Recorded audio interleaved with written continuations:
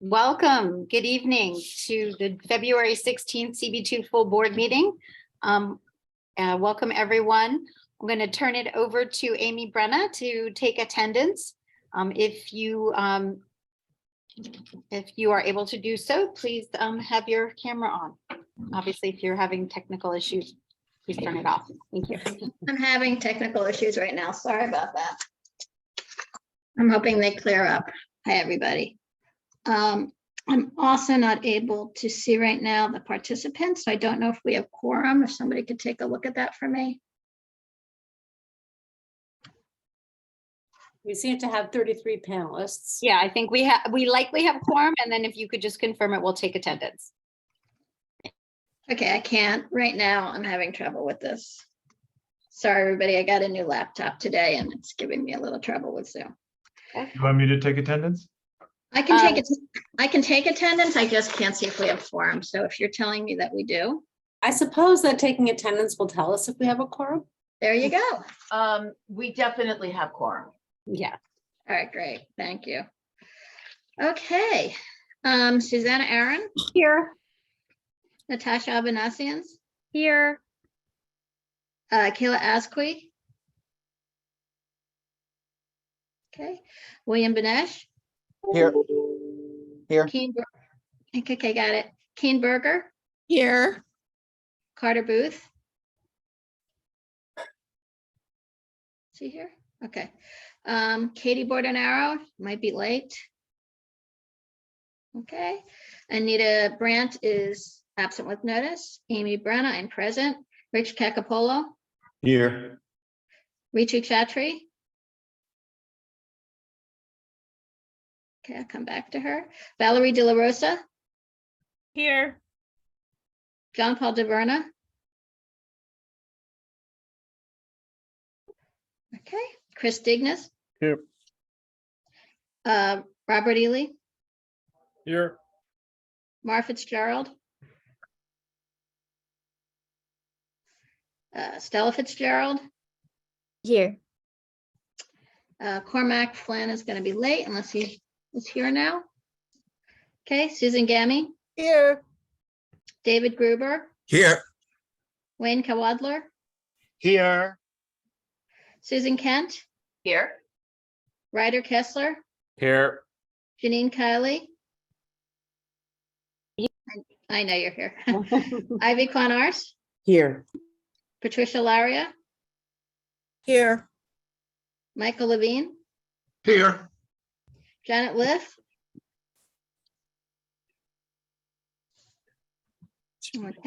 Okay, Matt Metzger, Here. Dan Miller, I'm not sure if you're Here, I'm here. Okay, great. Mustafa Osman is absent with notice. Juan Osorio, Present. Brian Pape, Present. Donna Raftery might be late. Is she here? Okay. Lois Rakoff, I am here. Bo Ricobono, Robin Rothstein. Yeah, hi, it's Bo. I'm here. Okay, great. Robin Rothstein. Marcia Sands, Present. Shirley Secunda. Here. Okay.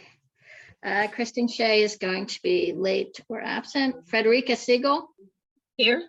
I'm not sure if I'm. Dr. Shirley Smith, Present. Chenault Spence, Here. Susan Wittenberg, Here. Anthony Wong, Sarah Wu, Eugene Yu, Here. Adam Zeldin. Here. Great. I'm just going to go through some of the people who weren't here. Just, I'm sorry. Somebody. Okay. Akila Asqui. Okay. Carter Booth. Let's see. Mar Fitzgerald. Janet Liff. I forgot to mention Ed Ma is absent with notice. And I'm here too, just in case you didn't catch me. Okay. Ritu Chatri. Great. They did So not. Verna's And here Amy. too. Yeah, And Booth is here too. okay, great, Verna's here too. great. Raftery is here too. Okay, Wong is here. okay.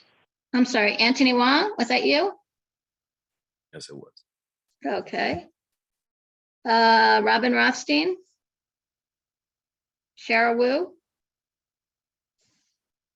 Okay. We have definitely a quorum. Okay, wonderful. Thank you. I want to start with get approval of the January minutes that everyone should receive. So And- did you get Robin Rothstein? I'm I got having you some now. different- I got you Okay. now, Robin. Thank you. Okay, thank you. Wonderful. If- Me too, Amy. Mars here. Okay, great. Got you. Okay. Well, thank you everyone for joining so promptly this evening. I want to start with, we've taken attendance. I want to approve the January minutes. Board members received these via email and I put a link in the chat for everyone else who wants to review them. Are there any additions or corrections to the January minutes? Do we have a motion to approve the minutes? So moved. Is there a second? Second. All Second. right, thank you. We will approve the January minutes. They're adopted and now, oops, I'm just going out of order here. Now we're going to go to the public session. I'm going to turn it over to Susan Kent to lead the public session. And I'm Thank going to you, put in the chat the guidelines. Thank you, Janine. Good evening, everyone. Welcome to the public portion of our meeting. We have a short list of speakers who signed up. Just to remind everyone, each speaker gets 2 minutes. There will be a timer on the screen to assist them. We ask that no one interrupt them until while they're speaking, and afterwards, board members will have the opportunity to ask questions. Board members only. So let me call off the first few names. Joseph Reaver, Ronnie Wolf, Jack Weinstein, and Darlene Lutz.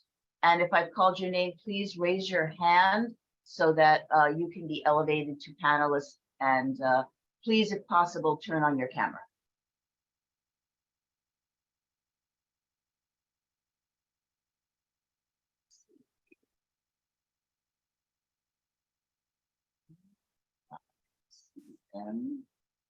And so here they come.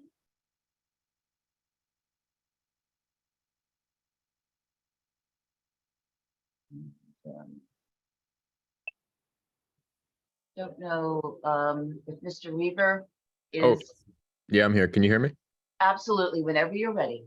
Oh, thank you. And I do apologize. I can't use my camera at the moment. Quite all right. Sorry to be the first person that starts it off. But hi, everyone. Thank you for having me. I'm here on behalf of Elizabeth Street Garden. I wanted to share our 2023 calendar.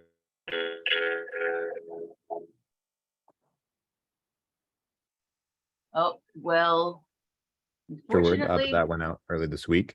I'm sorry, you're coming in and out. Can you repeat what you just said? I'm sorry. Oh, sure thing. Can you hear me all right? Now we can, thank you. Okay. So I'm here on behalf of Elizabeth Street Garden to share the 2023 calendar of programming and events. We did publish this calendar in our February newsletter that went out about a week and a half ago or a week ago. So I'll share the link in the chat. We still are accepting public program ideas. So if you're interested in submitting one or you know of someone who may be interested in facilitating and submitting one, I'll share the link to that form as well. All of these programs on the calendar are free and open to the public. And if anyone has any questions about them or again, any ideas, I'll also share my email in the chat to connect with us. But it's just a brief share this month. Yeah, thank you. That's all. Thank you very much. Seeing no questions, I'm going to go back to Janine. I think we have a visitor. Yes. We have Council Member Carlina Rivera in the house with Carlina. Are you there? Obviously, you're welcome to turn your camera on or not. You've had a big week. We'll turn it over to you.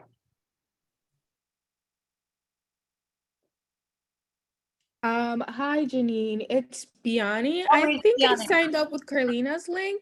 Oh, okay. Well, then we'll have you present later in the elected official report section.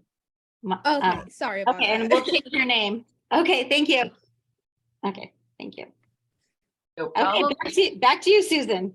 Okay, our next speaker is Ronnie Wolf. Hi, can you hear me? We can, whenever you're ready, please go ahead. I won't be using my camera either. Good evening and thank you for your attention. My name is Ronnie Wolf.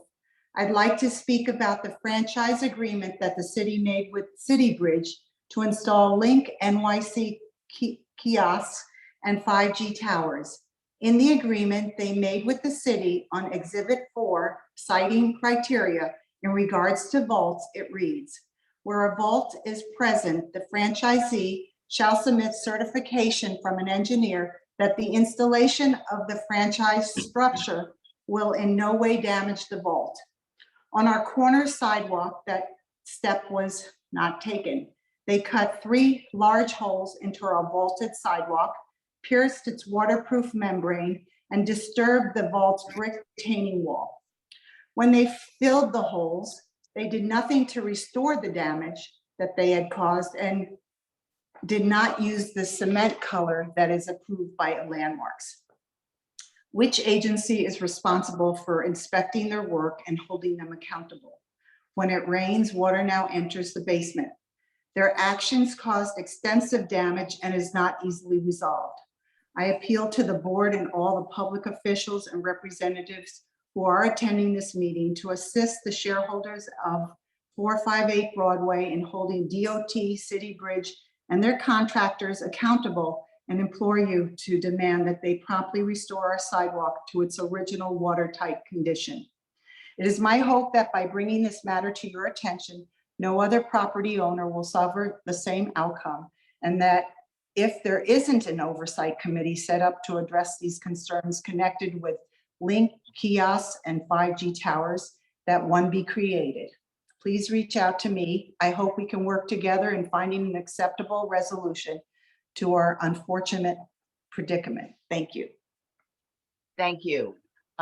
Seeing no questions, we will now go to Zach Weinstein. Hi, is my mic working? Yes, it is. Great. Yeah, my name's Zach Weinstein. I live at 92 Horatio Street. I'd like to provide the board with an update as to what's happening with the Link NYC 5G towers in the far west village.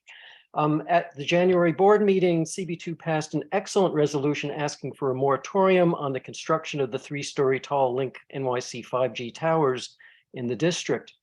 However, as I'm about to describe, merely 2 weeks later, City Bridge started construction on 2 of these towers on Washington Street. And I'd strongly urge that CB2 follow up with OTI and with the mayor's office to ask that construction be halted until the concerns detailed in CB2's resolution can be addressed. So specifically, on January 31st, City Bridge installed the foundations for the proposed 5G tower at West 12th Street and Washington Streets.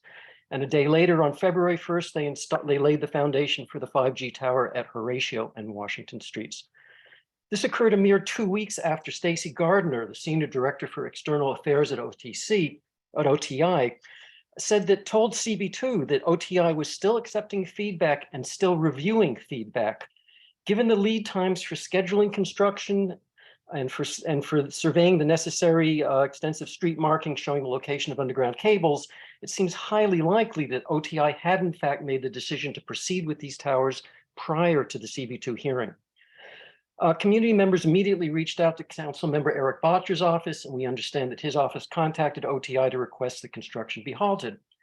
However, on Wednesday, February 8th, last week, a construction crew resumed work at West 12th Street in Washington. 20 seconds, Zach. Okay, they were digging a trench to lay cables. They told me they'd be coming back the following day, Thursday, to start digging at the Horatio Street location. Again, we contacted Councilmember Botcher's office. They reached out to OTI and the mayor's office asking for an immediate halt. That seems to have had a temporary effect. There's been no further work on those two locations. However, the situation remains very fluid. And again, I ask that CB2 follow up on its resolution, contact OTI and the mayor's office, ask for a response to the extremely detailed concerns that were laid out in that resolution, and ask that construction be halted until those concerns can be resolved. Thank you. Thank you, Zach. I see no hands, no questions. So next is Darlene Lutz. Hi, thank you, Susan, and good evening, everybody. I'm Darlene Lutz, the Vice President of the First Precinct Community Council. I'm here in that capacity. I am also a resident of Community Board 2. The First Precinct Community Council is an all-volunteer nonprofit LLC. We hold a meeting every month with the NYPD First Precinct. The last Thursday of the month. Our next meeting is Thursday, February 23rd, 6 p.m. in person at the First Precinct's house. I'll put this in the chat along with my contact information. CB2 is served by 4 precincts, 4 police precincts. The first covers the territory in CB2 from the west side of Broadway to West Street and the south side of Houston down to the north side of Canal Street. That would be there. The same area is also covered by neighborhood policing. We are Sector D of the First Precinct. That meeting is held every 3 months with the police officers who are on the streets. On our streets. These are posted on the First Precinct Twitter. And about a week prior to the meeting, that will also be included in the chat post. Last, I would be very pleased to do a training Zoom on how to put in a 311 complaint online or the 311 app. This is where you and your neighbors' complaints really count. It's the data that drives the attention to our city electeds and agencies. Thanks and good evening. Thank you, Darlene. Seeing no questions, let me call the last 2 names, Michael Newman and Bangwei Bao.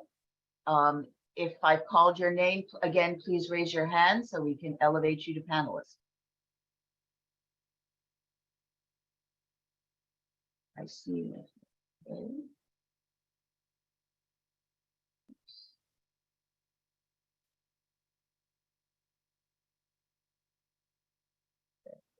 Mr. Bao should be on his way to you. Excellent. Mr.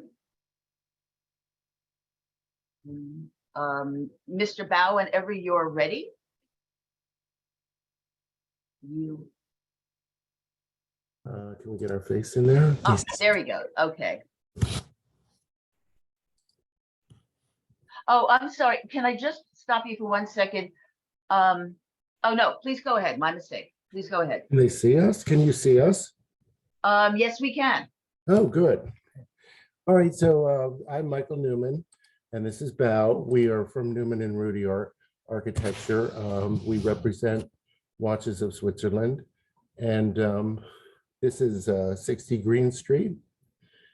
And what we are proposing is to take 3 of the windows and make them more amenable to the display for their product.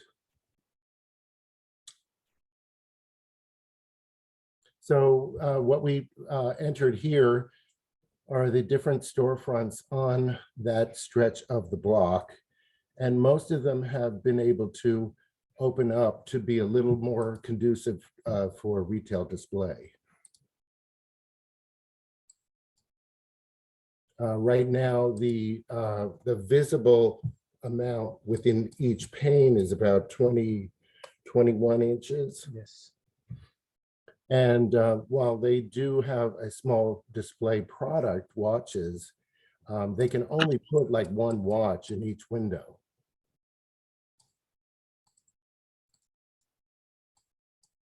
"45 seconds." Okay. We are proposing replacing the existing entry doors because they really need to be strengthened and have proper security glass. And we would like to get rid of the center mullion in the remaining 3 bays. Is there anything else we need to say? I think that's all. I think we're good. We are trying to maintain as much of the original material as possible, including the cast iron plinths, and try to replicate a plinth in the second bay. But we are trying to be as respectful as we can and are open to any additional suggestions from the board. But we really are trying to make this a more appealing, active facade for people shopping on that street.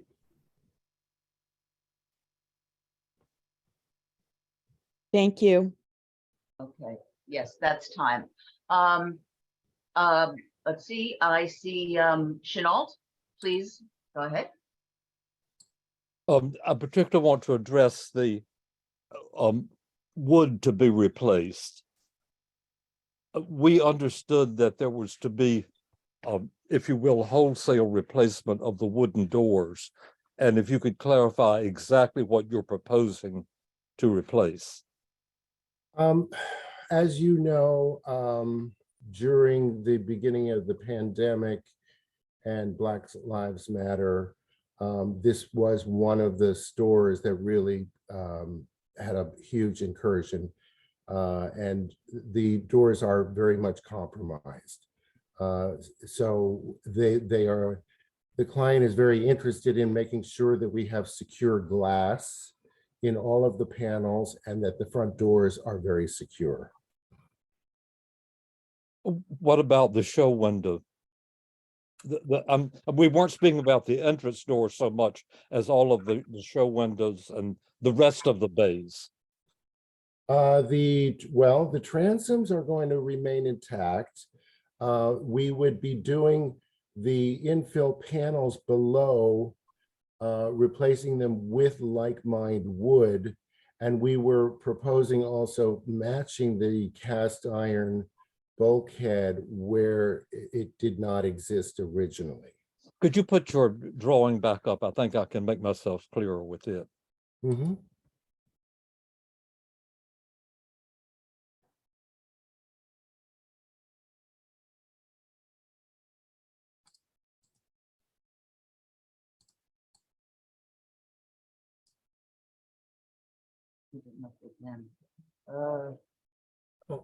Wait. Okay, if that's not possible, I'll go on. Yeah. Are you able to do that? Yes. Okay, and the picture I think would make it clearer to everyone. Is it a picture or rendering? Yeah, there. Exactly what wood, if you could point it out. I understand that the door, which is to the right, that's the entrance to the upper floors, is the question of security. And are the others not meant to be replaced except where there's wear? The other bays? Well, we would have to, in the bays where the center mullion is removed, we would have to reconstruct it. And we have done a full documentation of all the profiles, and we would match it exactly. Okay, we've had testimony that the wood is in good condition except for some small portion of 3.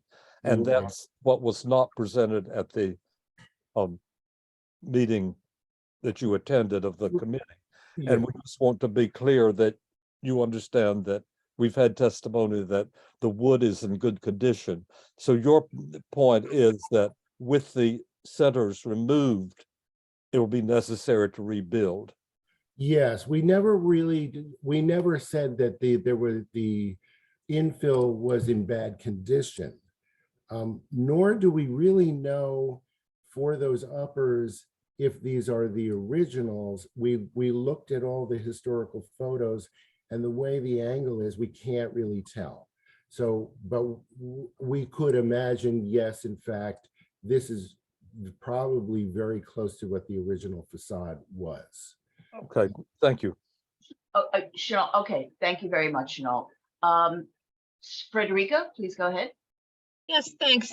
Chanel, just to speed this along, did the resolution that the Landmarks Committee pass approve of those 3 super large windows or not? I think this is better done when we discuss the resolution. Okay, sure. Simply taking this testimony. All right, because that I think is important, but thank you.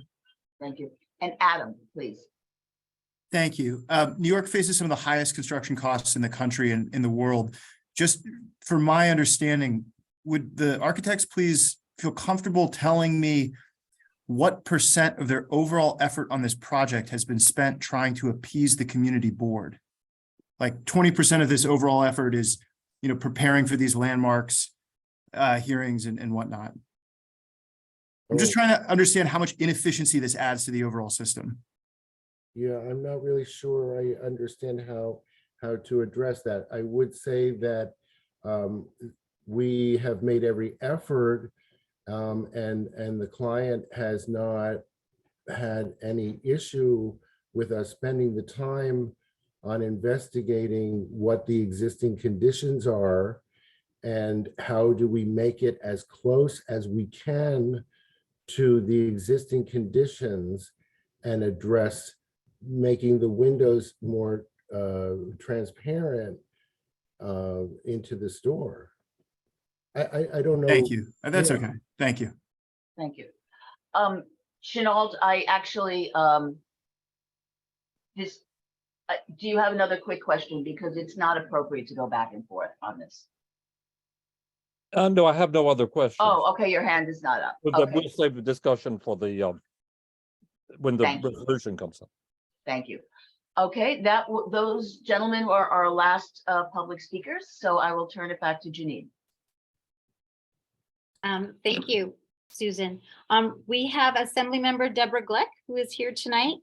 Deborah, we're going to give you up to 7 minutes. You can talk and take questions for 2 and talk for up to 5, or take questions the whole time, your choice. But welcome, thank you for joining us. Thanks very much. I'll try to use up as little time as possible so that you can get on with your business. I'm happy to be here. As you should know, I'm the new chair of the Environmental Conservation Committee.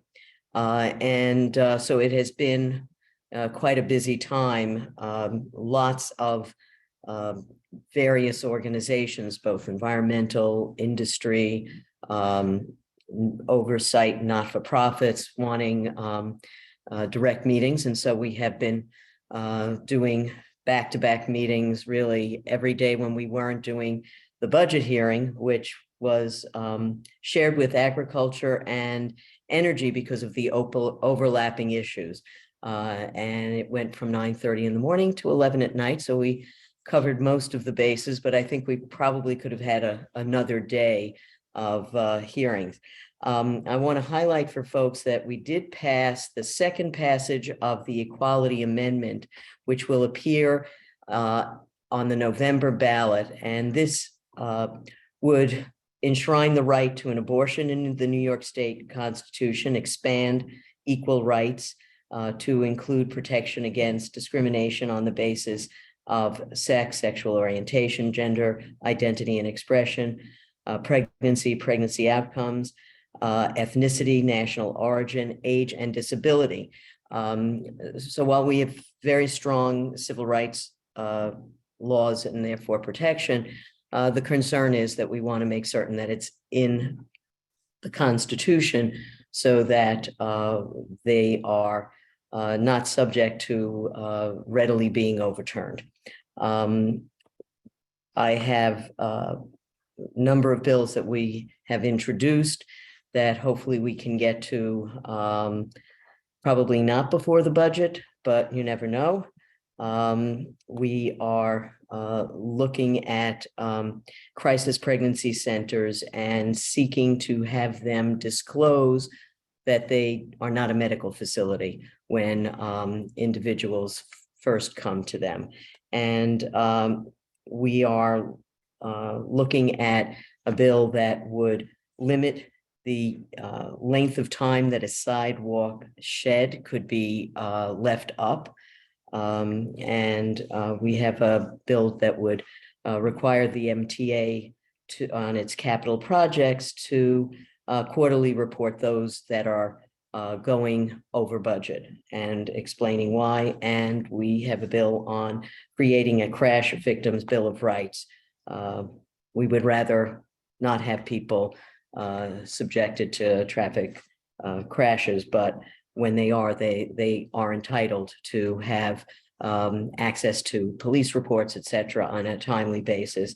And of course, we many of you may have known that the New York Eye and Ear Infirmary, Mount Sinai, was looking to merge in a way that was not very transparent and shifting a lot of services away from the community. And so we work with doctors, Harvey Epstein, Carlina Rivera, and Senator Kavanaugh.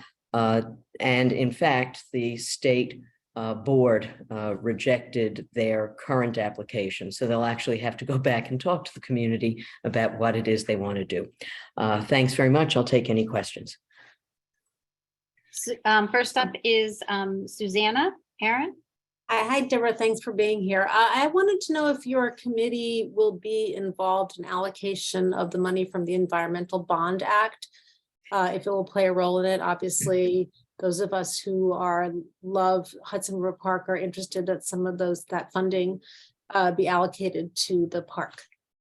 Well, the Bond Act starts with getting a little bit more information from the executive. They are saying they'll be doing some, they didn't call it a public hearing, but they said they'd be doing some community outreach and listening. The regs and the framing of the various categories, there are statutory amounts that they have to, not less than $250 million on water infrastructure, for example, that sort of thing. But the details of that, we are quite a bit away from.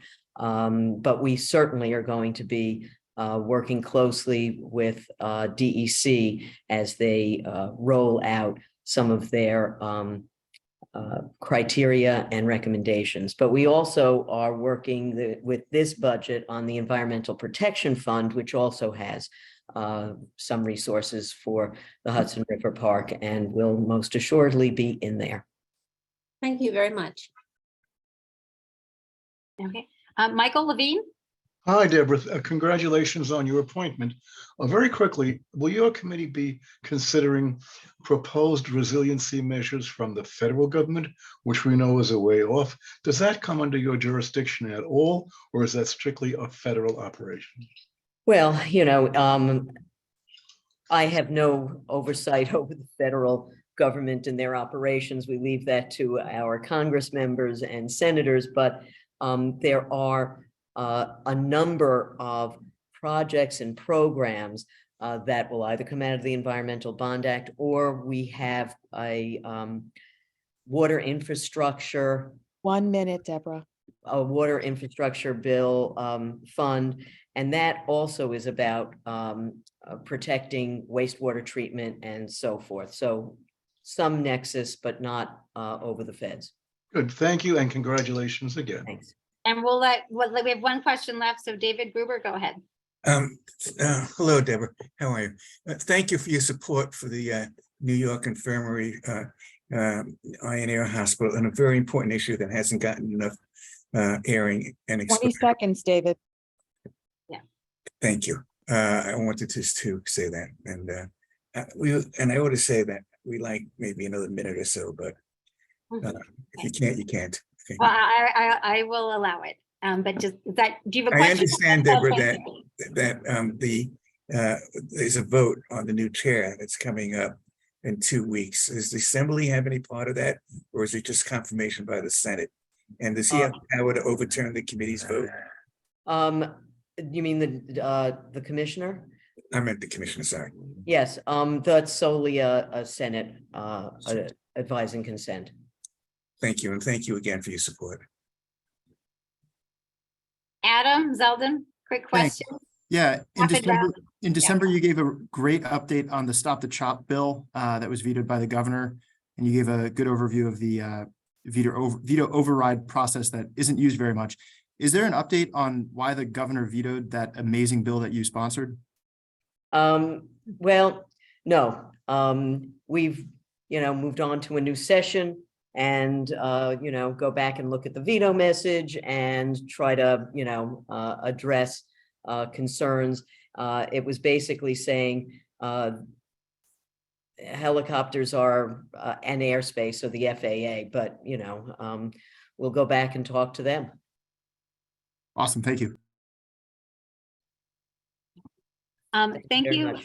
Okay, thank you, Assemblymember Glick, and thanks for joining us. And thank you, board members, for your short and pointed questions. Appreciate it. Do we have, I know Senator Homan Siegel was about to arrive. I guess he's not here yet. So we will continue with just move on. We have we're going to move to the motion to adopt the agenda. There's one change in the agenda that I see, that we had a treasurer's report last month. So we will not need a treasurer's report this month. So I would remove that from the agenda. Is there a motion to adopt the agenda as tweaked? So moved. Do we have a second? Okay, the agenda is adopted. Now we're going to go on to our elected official reports. Staffers, if you could raise your hand, we will elevate you, and we are expecting one other elected official. So if you could all raise your hand.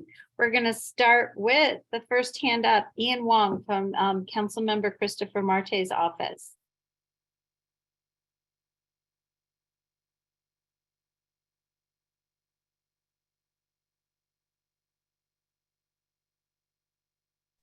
Hi, everyone. Can you guys hear me? Yes. So I'm going to start with two quick community updates. One is about Link NYC 5G towers. After getting lots of community feedbacks with regard to these towers, especially about its lack of notification process and also about the aesthetic of these towers, the council member have drafted a letter to OTI demanding a moratorium of these towers in his district. And we have also organized a press conference, basically asking OTI to rework their plan to make sure they can utilize existing structures and also rework the aesthetic of their equipment before continue rolling out the plan. And I want to thank Janine and Mark Dykus from Soho Broadway for attending. And the second thing is about asylum seekers. Our office is continuing to accept donations for them.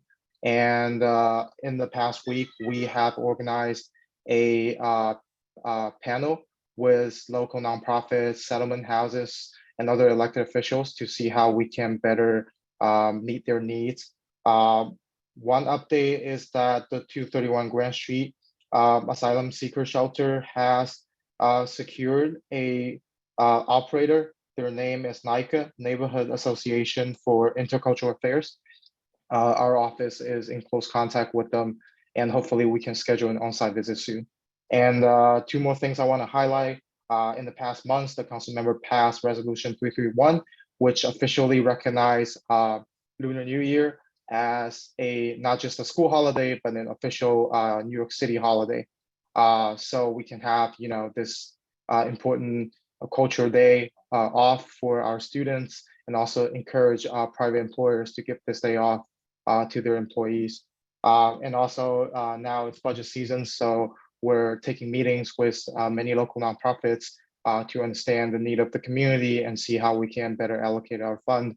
Last year, we funded more than $15 million for our community, including schools, public houses, parks, trees. And this year, we want to do the same, understand what the community need, and secure proper funding for them. Thank you. Thank you, Ian. Susanna Aaron, you have a question? Yes, just in relation to 231 Grand Street, I just want to draw your attention and to the attention of the board that the Human Services Committee will be discussing that shelter, 231 Grand Street, and the new operator next week with DHS. Thank you. Okay. Thanks. Okay, thank you, Ian. Next up, we have Biani Rodriguez from Councilmember Rivera's office. Hi, everyone. For those of you who don't know me, I am the CB2 liaison for Councilmember Rivera. And in response to an alarming rise in bias violence, our office has hosted multiple events and trainings, and these are part of a continued focus on community-based public safety and making sure that we're all stepping in to stop bias and hate crimes. We also hosted the first gun buyback program in the Lower East Side. The last one that we had was like over a decade ago. Carolina also introduced legislation to require the police department to establish a monthly gun buyback program. And I don't know if some of you know, but Carolina was supposed to join us today, but she was unable to because she delivered a healthy baby boy this weekend. Also, if you have any questions, I'm gonna put my email in the chat. Okay. Natasha of Venetians. Hi, don't know if Biani, if you know, or maybe Ian or any of the other reps from the city council, but does anyone have an update on where DOT is in terms of drafting regulations for open dining?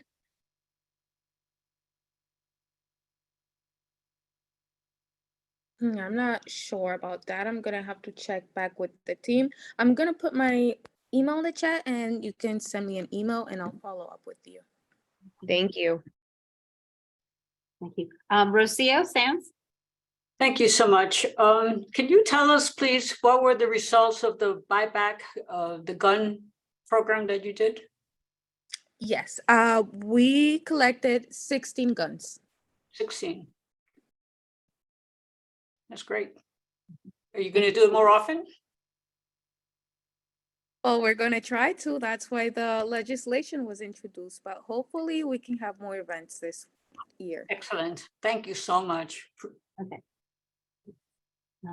Okay. Biani, thank you for joining us tonight, and give your best, give our best to your boss. I hope she's taking some time off for a little bit, and congratulations.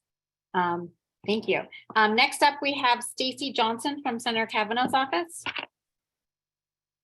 Yeah, hi, not a lot to report, just letting you know that I'm trying to stay engaged on all the issues related to CB2. We participated in the letter about the 5G towers that are in the West Village, and also the fight to save New York Eye and Ear. And I wanted to just, I don't think I've ever formally said this, but I wanted to make sure that we say thank you to the community board for initiating the process of the cannabis legal shops. So it's just really exciting that this is like the beginning for the whole city. So good role models. And the senator is, continuing to stay engaged with different ways to enforce the illegal cannabis shops. So it's nice that the legal ones are opening and hopefully the illegal ones will be closing soon. And then there's obviously it's budget season, super busy in Albany. The senator is really pushing hard for the voucher program to be included in the budget. That's the Housing Access Voucher Program.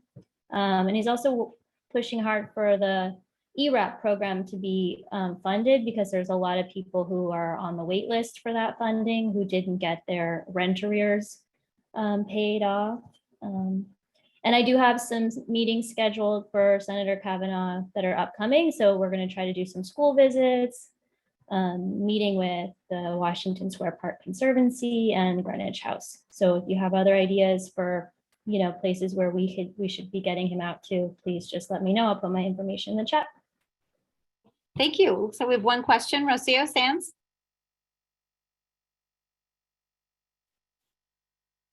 Rocio, you're muted. So sorry, thank you.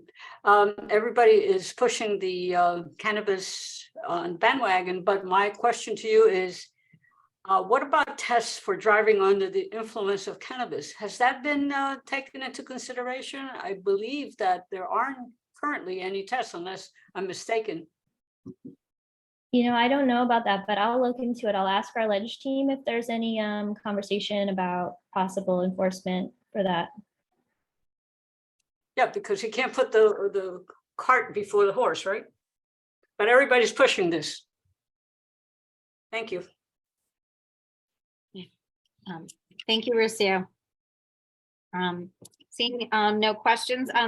Caroline, do you want to present for Senator Holman Siegel, or are we expecting him later? If we could wait, I am expecting him. Okay, wonderful. Thank you. All right. Well, that takes us, we are finished then with our elected official reports until we have more elected officials show up. At this point, I'm just wanna, Andrew, I'm sorry, Andrew Chang, how can I forget you, our borough president representative. Andrew, please go ahead and present.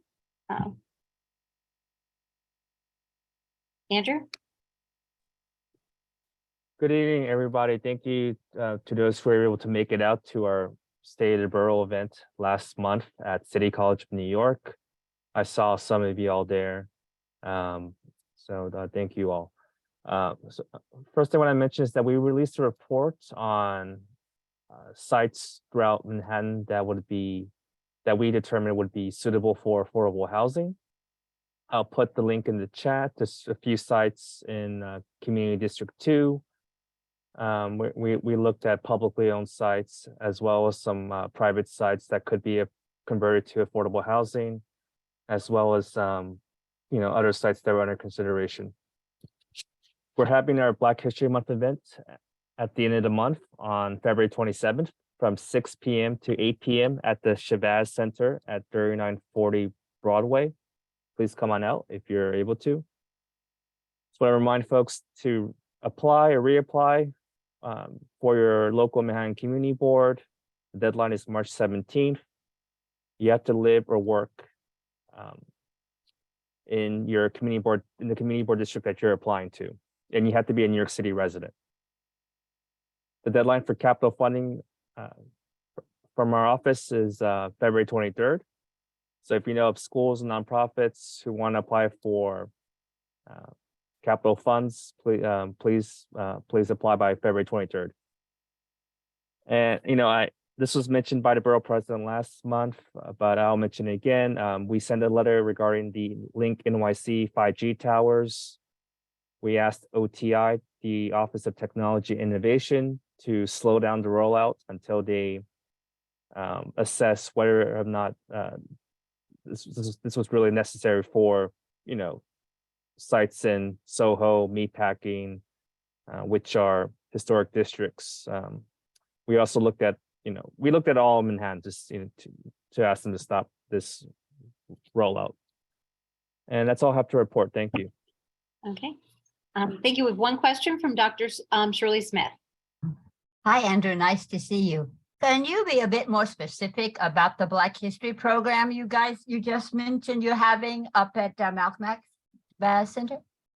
Yeah, so my understanding is that we're going to recognize entrepreneurial business owners within the community. I believe we'll have some refreshments. We're going to give out some awards.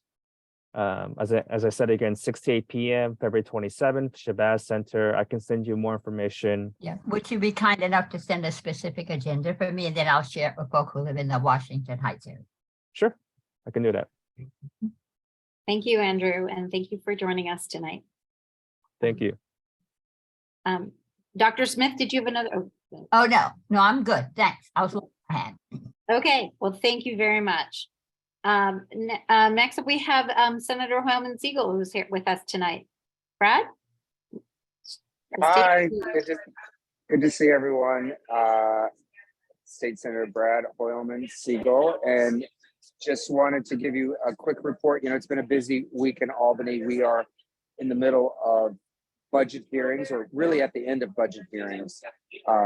As I'm sure the Assembly member had reported, you know, it's $227 billion that we're combing through in the governor's executive budget, including some really forward-thinking proposals on housing, which are very interesting, mental health, which is so important at this time, $1 billion that the governor's committing to the issue, and ways to fund our mass transit. So those are obviously very important, as well as considerations around public schools. And there's been a number of topics in the news recently, including on whether the charter school cap should be raised, as the governor is proposing. I wanted to let you know that over the last few weeks, we've been reviewing the governor's nominee for the highest court official in the state, the chief judge of the New York State Court of Appeals. We ultimately went to the floor, as the governor wanted us to, yesterday, and with some trepidation and a little bit of sorrow, to be candid, we voted down the nominee. It wasn't a gleeful moment for anyone, but I do think it was an important statement on the independence of our body and our role providing advice and consent on judicial nominees. You can read more about my decision-making in the board report, but a lot of it had to do with the fact that the stakes just couldn't be higher at this moment, given the trend line in the federal judiciary, with, of course, Roe being overturned, or concealed carry laws being overturned, and the Supreme Court generally kicking a lot of issues back down to states, making our state judicial branch more crucial than ever. We felt in the end that this nominee just had not demonstrated the certainty that made us feel comfortable in knowing that he might defend a lot of the laws we've passed recently in areas such as criminal justice reform, the environment, tenants' rights, and other areas. Speaking of judges, there's been, of course, discussions about bail reform, which I know I've discussed with members of the board here, and whether it's been effective or not. Part of the problem has been, in our mind, that judges don't fully understand how to apply our new bail laws, which on some level might be understandable, given that they have shifted pretty dramatically and continue to be abridged over the last two sessions. So I introduced legislation to basically require judges to go to school on bail and certify that they have been trained. We learned during our hearings that we had over the last couple of weeks that in the main, most judges are not required to certify that they've been educated on the bail laws. New judges are, but judges that are in current office seemingly are not. So we want to change that and make sure that judges are properly trained, and that the public knows that. And then finally, wanted to let you know that I'm going to continue to work on legislation, some of which has moved, regarding Madison Square Garden and its $42 million annual tax break, making certain that we have not only a strong judiciary, but that we have judges filled in all of the courts particularly family court, which is facing a crisis and a backlog of cases. So we want to create even more judgeships there and make certain that those cases are cleared as soon as possible. Right now, there's an 80,000 count backlog in our state courts, and that needs to be fixed because a lot of cases involve children and families where there might be domestic violence. So it is an immediate threat to the safety and well-being of a lot of New York City families and particularly children. Thank you. Thank you, Brad. We have a few questions for you. Ritu Okay. Chet. Hi. So Brad, number one, thank you very much for the work that you did with Hector LaSalle. I think the Senate came out on the right side on this one. Secondly, there is so much talk about focusing on behavioral health. And I just want to point out that there's a workforce shortage, and unless the state makes a commitment to increasing Medicaid, it's going to continue to be a crisis, and we're not going in the right direction on that front. Thank you. Thank you. No, we've talked about that, and we do have that proposal in being under consideration in our Senate One House, and we'll continue to fight for that. But thank you. Dr. Smith? Brad, very good to see you. I wanted to say Nice to see you. so kudos to you, and always thanks for your effort, especially as it relates also to the chief judge nomination, but more importantly, the certification training of judges, especially as it relates to bail reform. Thank you so much for that effort, and good luck. Thank you, Dr. Smith. I appreciate it. Michael Levine? Hi, Brad. Good to see you here. Brad, you mentioned very quickly Madison Square Garden in your presentation. Could you elaborate in a sense or two exactly what the issue is? Yes. Well, of course, there's been an ongoing issue with Madison Square Garden over the last 40 years, Michael, where they have not paid a cent in property taxes. Ed Koch, back in the day, gave them a decade-long tax break that was supposed to end after that period, but it has remained for 30 years beyond. So the total of that tax break is going to amount to approximately $1 billion by the year 2030. And that's money that frankly should be used on mass transit, public schools, affordable housing, the rehabilitation of Penn Station, for example. So Senator Kavanaugh has legislation to end that tax break. I strongly support it. It's in my Senate district, in our Senate district. So we're going to try to move that in this year's budget. We think that every business should pay its fair share in taxes, especially when we have such enormous infrastructure needs around public goods, like the ones I've mentioned. So that's 30 seconds, independent. Brad. Yes, thank you. And in addition to that, you've probably heard that people are proposing Madison Square Garden move, which I support. And of course, we know that fans to visit us.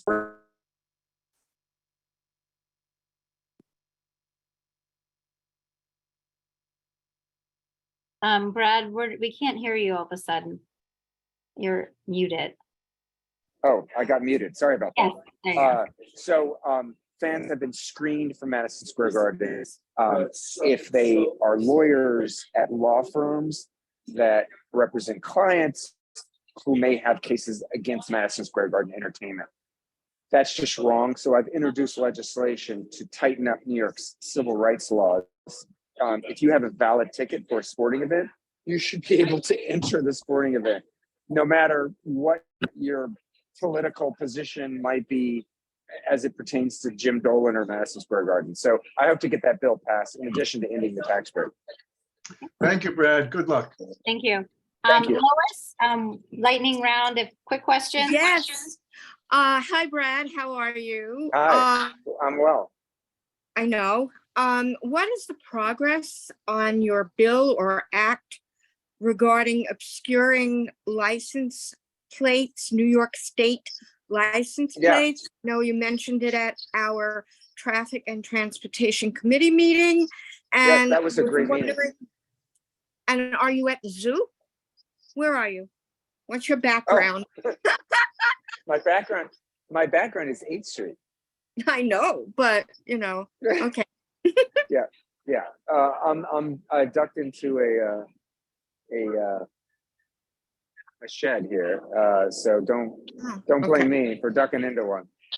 But it's very clean and well appointed. Be careful of rats. Yes, exactly. So about the So license that is Senator Granardis's bill. I'm a co-sponsor. He would create a citizen reporting mechanism whereby if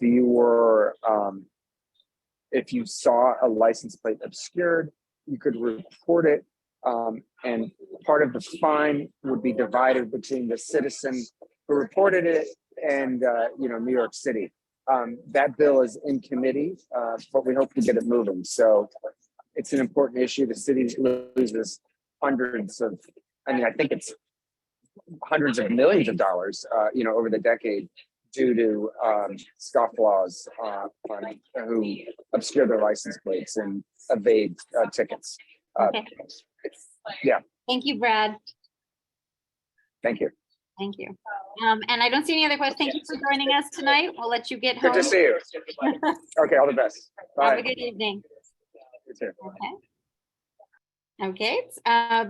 Rocio, we're out of time. We went way over the 7 minutes. I'm sorry. I realized that. But he said the last thing when I wanted to say something about how Rocio, you've asked questions of the other people. This is a perfect, we're gonna move on from this point. If you have follow-up questions, you can ask them next month, or you can reach out to his office. I think Carolyn Wexelbaum put the contact information in the chat. Next, we have my chair's report, which will be a short report. We are, as you know, virtual still through through February 19th, which is this Sunday. We are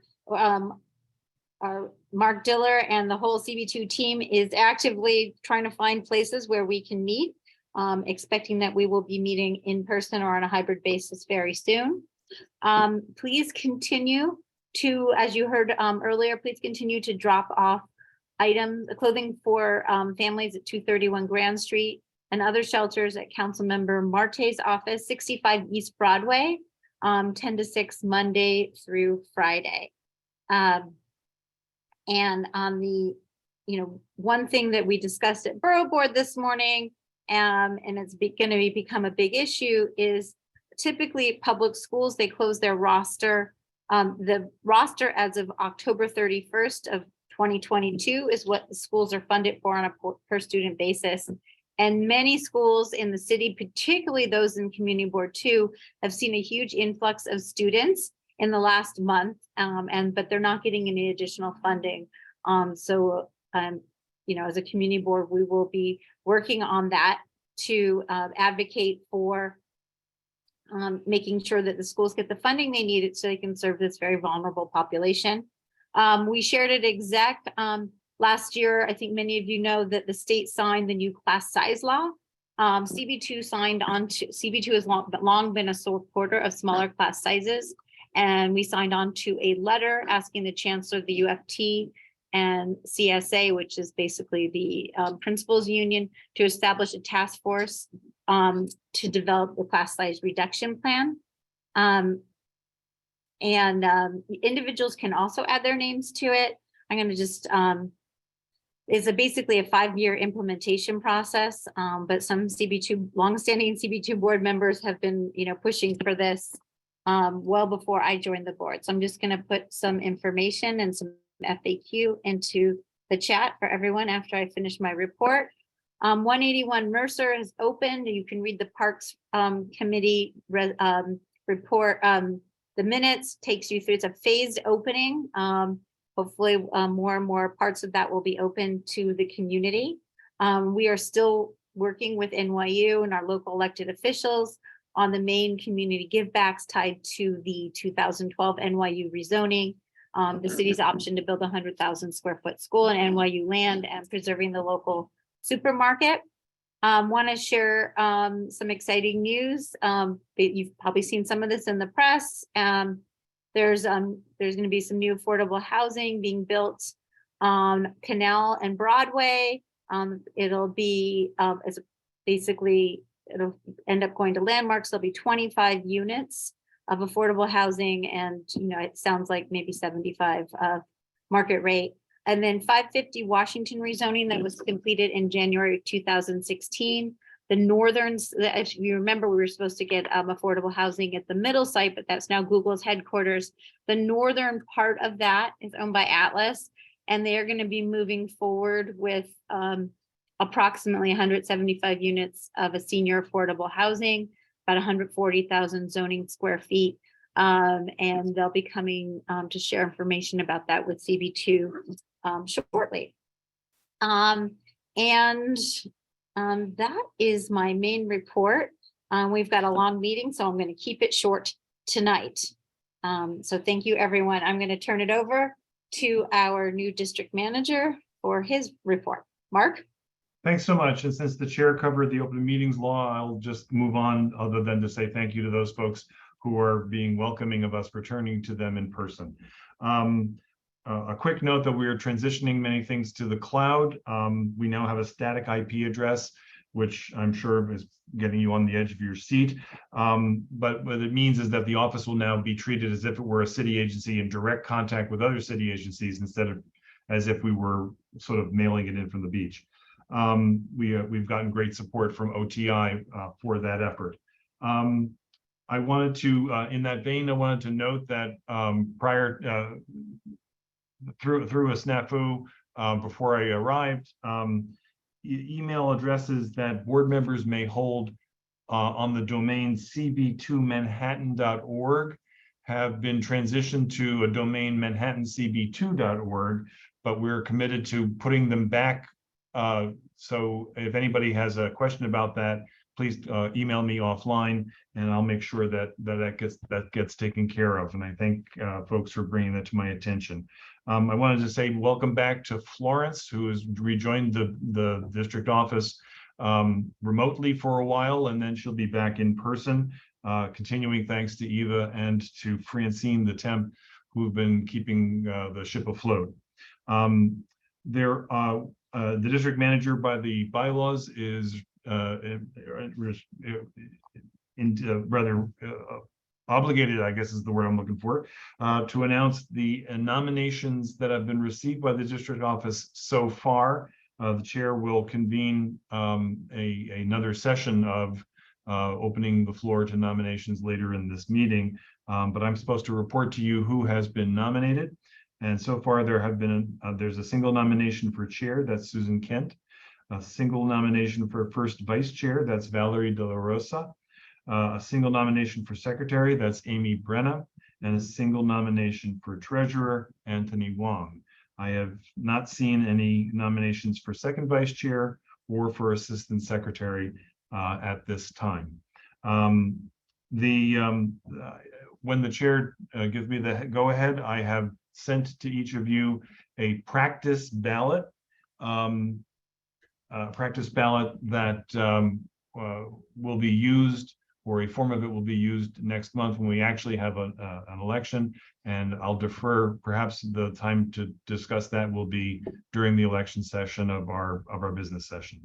And I think that's all I have to report for now, unless there's any questions. No. Everyone, Mark, for those of you, Mark sent an email, and I got mine at 5:41 p.m. So take a look in your inbox if you're looking at that while we moved. At this point, I want to formally move us to the business session. I jumped the gun earlier. We already approved the January minutes. So we're going to, at this point, open it up for nominations for any of the officers. Right now we have so if somebody, you can nominate yourself or someone else can nominate you. And then meanwhile, if everyone could take a look at the test ballot and fill that out while we are speaking just to make sure everything works. Do we have any I'm gonna just go from through all the different officers. Do we have any additional, we have a nomination for assistant secretary? 'Cause at this point, we do not have somebody running for that position. Okay, I will come back to that. Do we have a nomination for, we have Amy Brenna is the nomination for secretary. Do we have anyone else who wants to nominate for that position? Okay, and Anthony Wong is the treasurer, is nominated for treasurer. Do we have any other nominations for that position?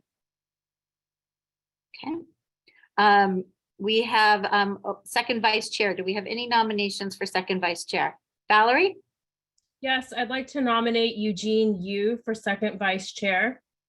Okay, Eugene, do you accept? Thank you. Yes, I do. Thanks, Valerie. Okay. All right. For that. Okay, thank you. For first vice chair, we have one nomination, Valerie De La Rosa. Do we have any other nominations?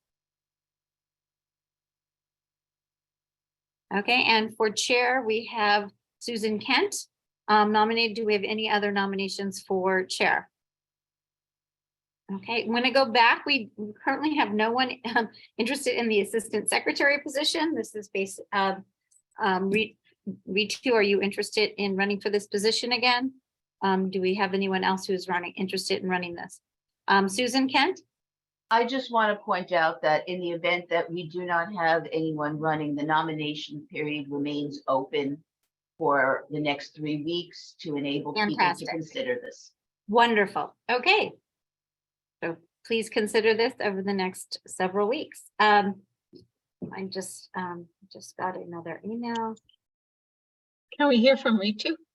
Well, she's not, she's welcome to nominate herself, and the position will remain open for the next several weeks. But all of the other positions, unless there's a nomination, Lois? Just looking at the point of information, looking at my emails, and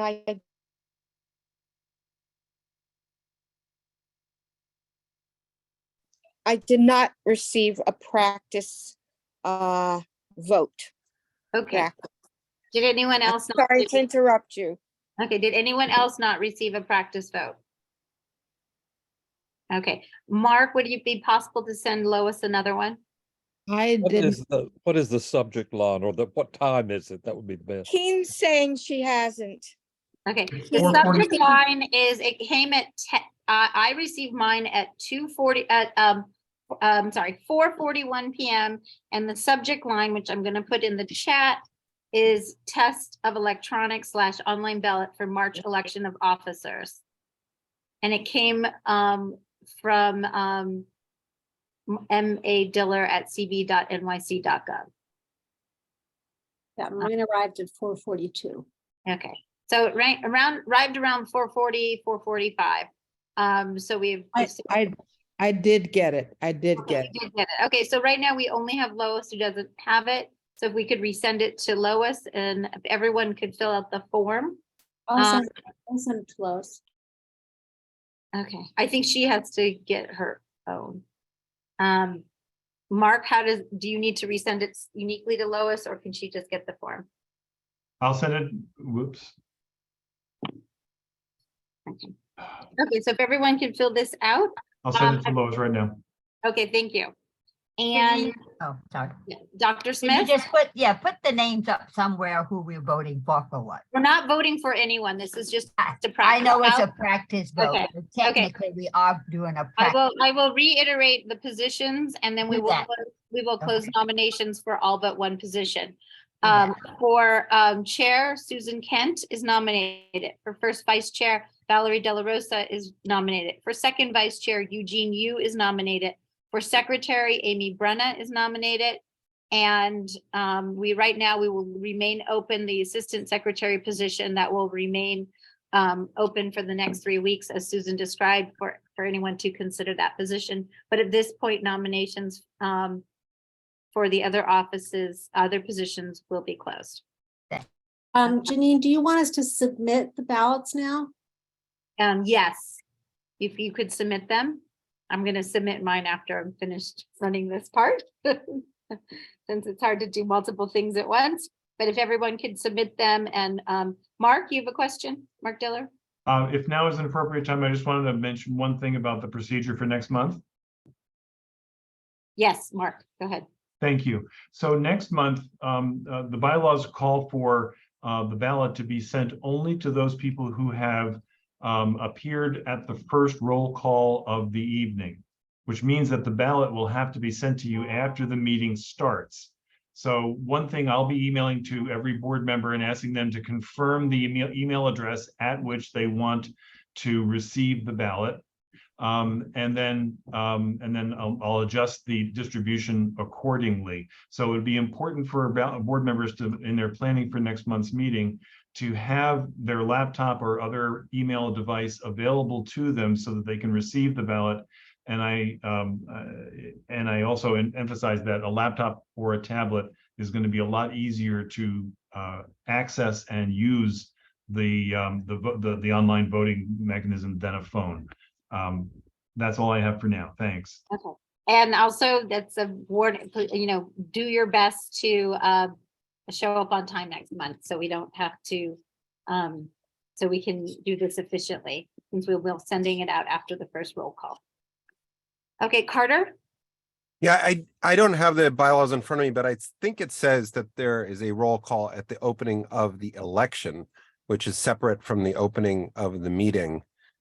Because when we did it, we know that some board members do not show up at the beginning of the meeting prior to the business session. So I just bringing that up. And then number two, Mark, you had distributed the contact sheet for the board members, and it's very important for board members, if there's a problem with the elections, that your most recent phone number is up to date so that Mark can follow up with you directly if he has not received anything. So I was just reiterating that email that Mark sent out a few weeks ago to everybody. Thanks. Thanks, Carter. And I will be sending that out yet again to just emphasize. Thanks. Thank you. Thank you, Carter. Thank you, Mark. Does anyone else have a question on the practice ballot at this point? Okay. Mark is going to be collecting that, and stay tuned if you have any issues, if you could just message, put something in the chat to Mark and I, or just to Mark, because I think you can only do one at a time, or it goes to everybody. So thank you, Mark, for getting this up and running and some fun, clever questions that you added in there. So thank you for making that a little interesting. So at this point, we're going to move to our standing committee reports. We have a long list of reports tonight. Just want to encourage chairs when it's your turn. If there's something, just go straight to the resolutions that you're presenting. Unless there's, I think there's one or two people we discussed that there might be some necessary background information. But otherwise, just go straight to your resolutions. We will be using the same voting method that we've used in past virtual meetings. We'll move resolutions into the omnibus vote. If anyone would like to vote on any item as it is called out, feel free to request that we do that. Is there any unwillingness to use the omnibus vote? Seeing none, let's start with Shirley Secunda, Traffic and Transportation. Okay, so one resolution, and that was in response to a panel discussion which we held of experts addressing obscured license plates and their impact on the loss of revenue due to their evasion of red light cameras, speed cameras and tolls, the dangerous vehicles with obscured license plates pose to public safety, and the lack of sufficient enforcement. And therefore be it resolved, CB2 strongly supports Governor Hochul's proposal to increase fines on drivers who obscure their license plates, and calls upon the New York State Legislature to support and speedily pass this legislation. We strongly support reintroduction at this current New York State legislative session of State Senator Grunard's 2021-22 bill formulating a public reporting process for obscured license plates, which now will be co-sponsored by State Senator Donatus and Hoylman Siegel, and calls upon the New York State Legislature, when this bill is reintroduced, to pass the bill as soon as possible. Further, CB2 agrees that the fine for obscuring a license plate should be severe, whether ticketed, in motion, or parked, with a minimum fine set in the hundreds of dollars, with the option to impound the vehicle. Further, we strongly support New York City Council Member Botcher's bill, mandating DOT to report on speed and red light camera evasions, and urges that it be quickly brought to the council's Transportation Committee and approved, and then to the full New York City Council to review and swiftly vote passage. Further, CB2 recommends stricter disciplinary measures for police officers caught with obscured license plates, and proposes that NYPD offenders be handed the same punishment as other citizens, rather than subtracting vacation days, which is more difficult to audit. Finally, we urge New York City and New York State to research and institute as soon as possible new technology to replace license plate as visual identifiers, creating license plates with new technology that would make toll evasion, red light camera running, and speeding more difficult to hide.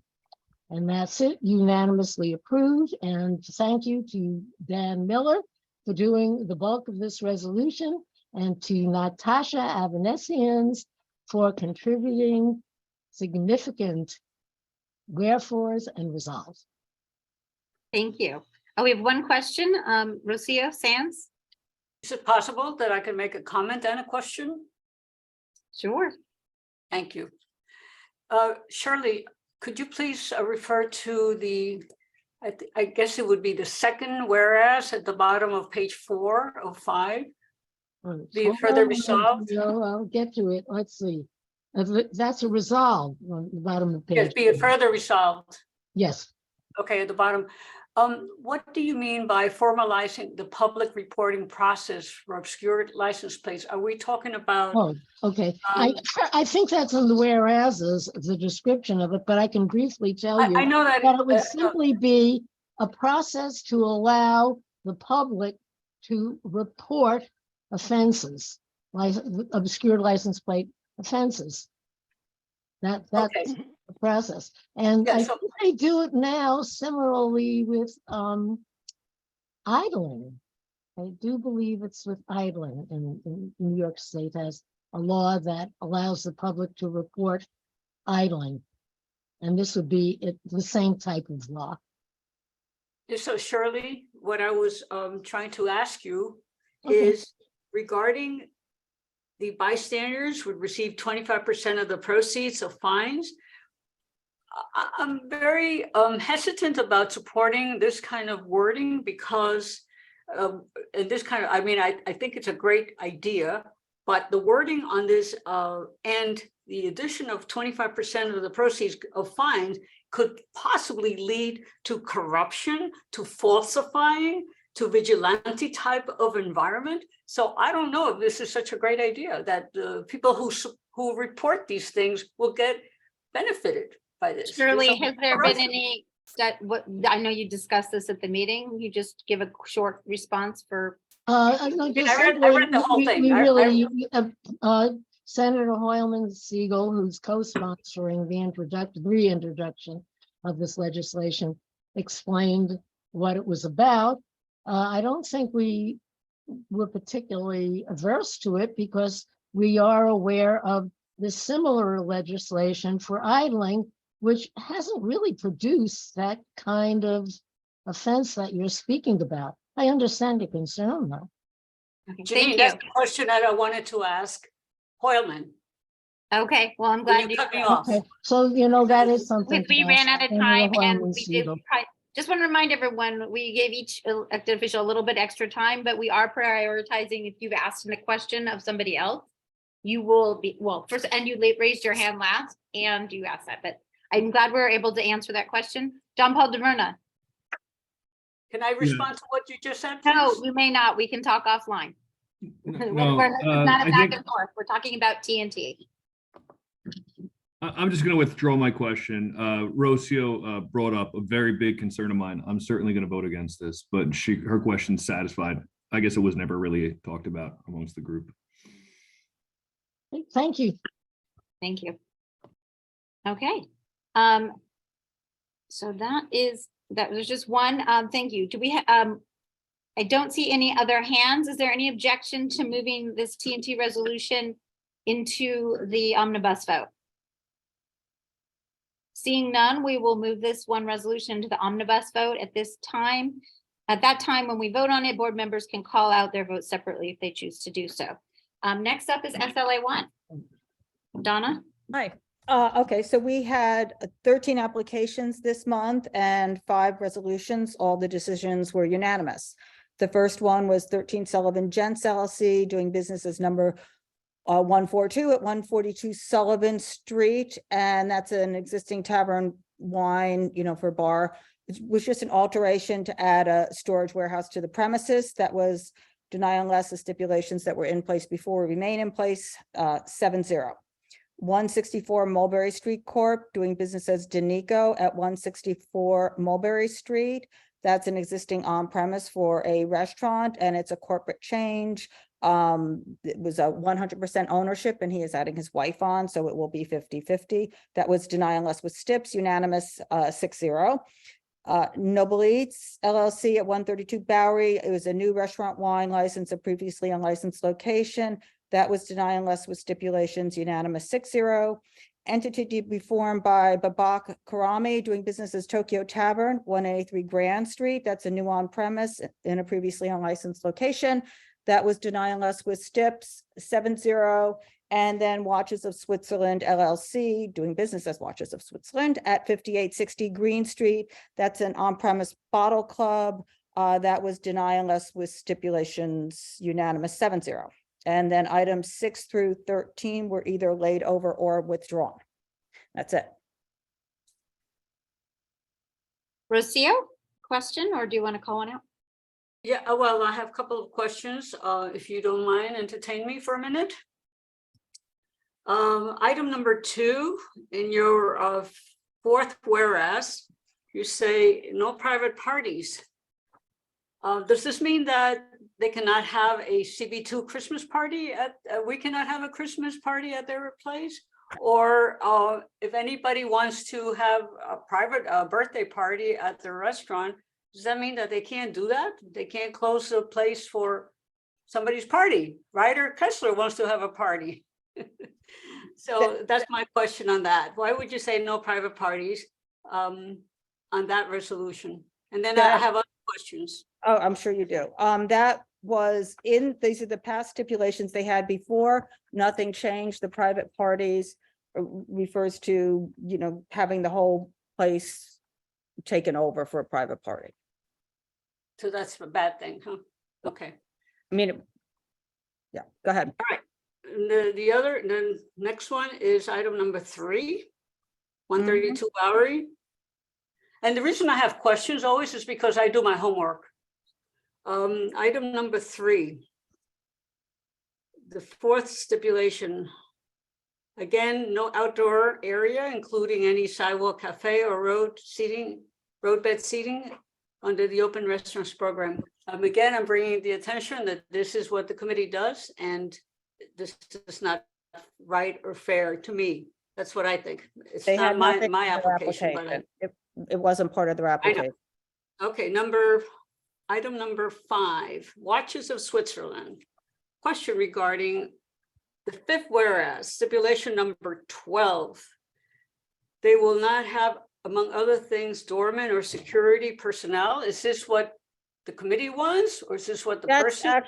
That's a good point, Rocio, that they do have security personnel. They should have security They personnel. do Is have it all security these personnel. watches? That's an error, that they do have security personnel. All right, rolling along. I think that's about all for for SLA 1. Thank Okay, you. thank you, Rocio. Shirley Secunda? Yeah, I just have a little information. I think a piece of information is missing. So number 5, and then number 3 under number 5 about the hours. And you have hours of operation from 11 a.m. to 8 p.m. Mondays through Saturdays, but you don't stipulate what the. I need to add in 12 p.m. Sundays. Thank Yeah. you. Okay. Thank you for catching that, Shirley. Frederica? Yeah, hi. Donna, the applicant that Rocio mentioned where you said they couldn't have private parties, did they ask for private parties? No, or they didn't. No. No, it's really just a corporate change. They come and this is what it was before. This is what they had. We didn't discuss So they anything. didn't, didn't we ask didn't for anything. deny them that. They just didn't ask for it. Exactly. Okay, thanks. Thank you. I don't see any other questions or any other hands. Is there any objection to moving SLA 1 resolutions 1 through 5 and 6 through 13 laid over, withdrawn, or did not appear into the omnibus vote? Seeing no objections, we will move these items into the omnibus vote, and at this time, board members can call up their vote separately if they choose to do so. Next up is Bob Ely, SLA 2.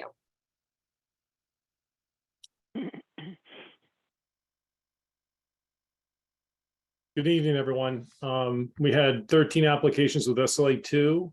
The 13, 6 of them, the first 6 were resolved at the meeting. We also had a number of withdrawals. After this. I'm sorry? Okay. I'll read the first 6. I'll go through the first 6. The first one is Linen Daughters, excuse me. 181 West 4th Street. This is a new restaurant wine application. The recommendation is deny unless, and give me a second here. The vote is unanimous. Number 2 is How Noodle and Tea, DBA Madame Zoo's Kitchen, 401 Avenue of the Americas. This is a corporate change. Nothing was changing, at least with regards to the way it was going to, it has been operating. Again, deny unless with the stipulations, the pre-existing stipulations to the application. That was unanimous as well. Number 3 is WF1. The DBA is pending. This is 29 Cornelia Street. We heard this last month. They came back with more information as to the sidewalk cafe. The resolution is deny unless. It's very similar to the resolution from last month. But the sidewalk cafe tables were resolved. And number 4 is 225 Pizza LLC. This is a new 225 Hudson Street. This is a new location. It's never been licensed before. It is for a restaurant wine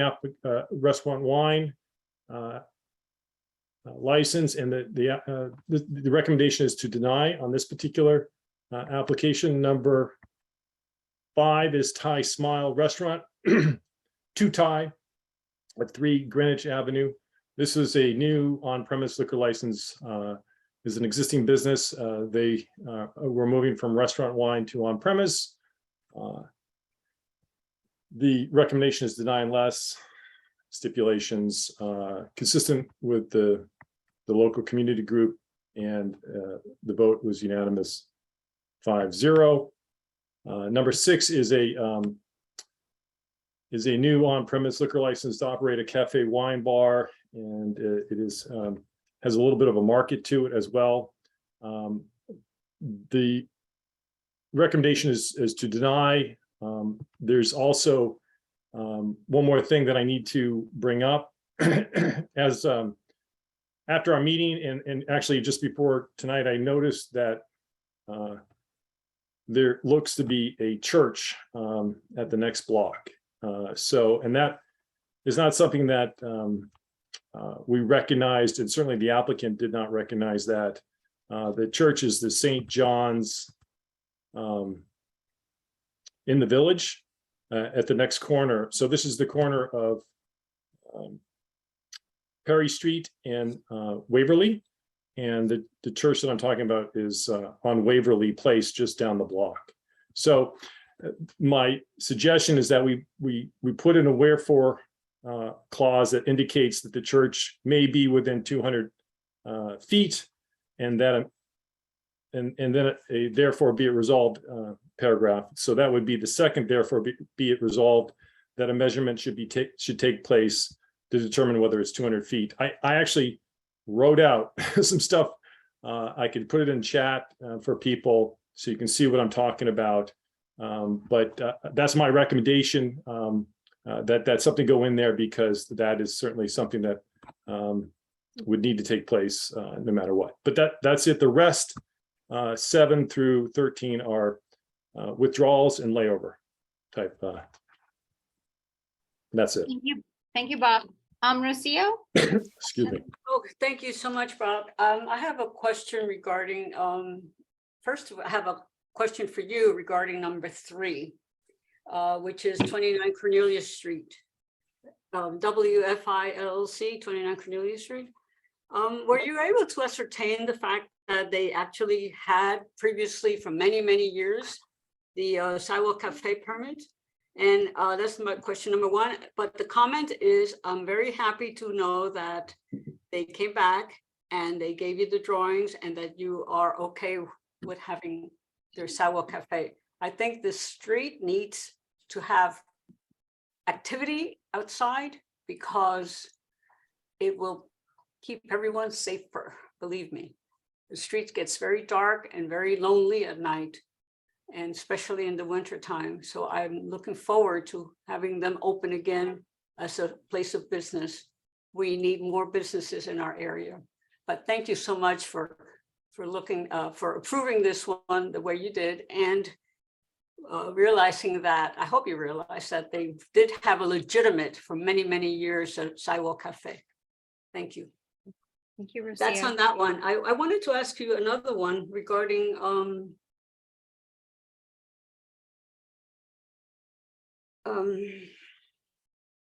number 4, 225 Pizza LLC.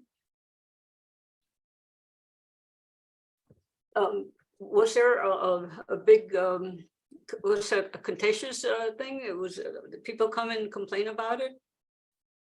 No, there was nothing contentious about it. No.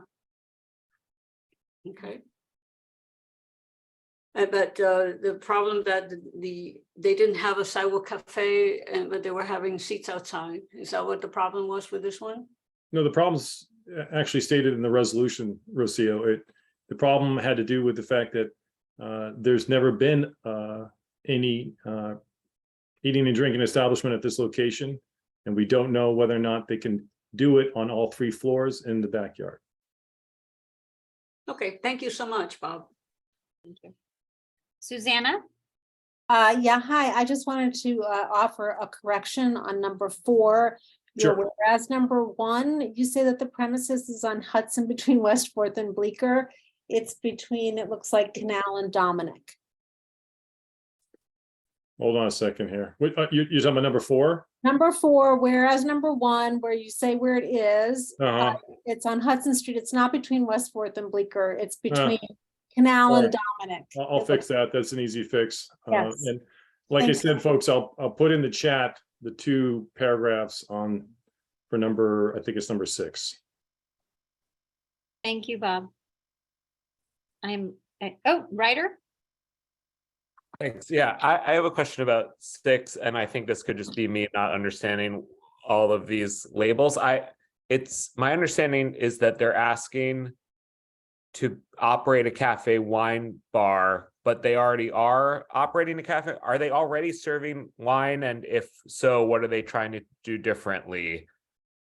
Okay, they currently have a tavern wine license. So they can serve wine for their wine bar at this point. What they're seeking to do is to modify that and now have an on-premise license, which is subject to the 500-foot rule. Okay. On-premise license doesn't mean liquor? Spirits. So what is on-premise cafe wine? It's on premise, don't mix up spirits with wine. On premise wine can exist, on premise beer can exist, and on premise or on premise liquor can exist as well. So that's spirits. The spirits and liquor are used. Wine, beer, and spirits, sorry. Okay.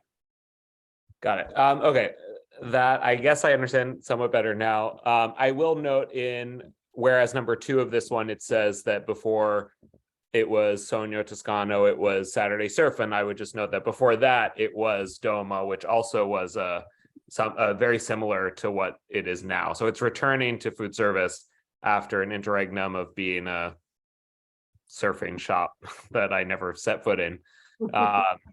So anyway, point of information that's probably irrelevant. Yeah, no problem. Okay, thank you, Ryder. I don't see any other hands or questions. Is there any objection to moving SLA 2 item resolutions 1 through 6 and later were withdrawn or did not appear 7 through 13 into the omnibus vote? Yeah, and just Ryder, and if anybody else has questions about things like that, you're more than welcome to get in touch with me. There's a lot to it, but it's not that difficult to digest. Okay. Thank you. I know lots of other board members have taken Bob and Donna up on their offer. Thank you for offering, and thank you to board members taking the time to reach out. We really appreciate it. Okay, so we're going to move on to, all these items into the omnibus vote, and we'll vote on those at the end of the meeting. Next committee is landmarks. Chenault. Okay. Start with Would you landmarks like to 1. dispose of Green Street before we do the meeting? Well, why don't we do all the other ones? Why don't we do 2, 3, 5, and 6, and then we'll go to Green Street. Okay.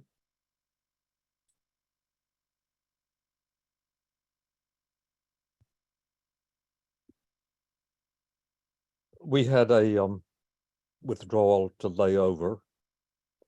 841 Broadway, the application is to move.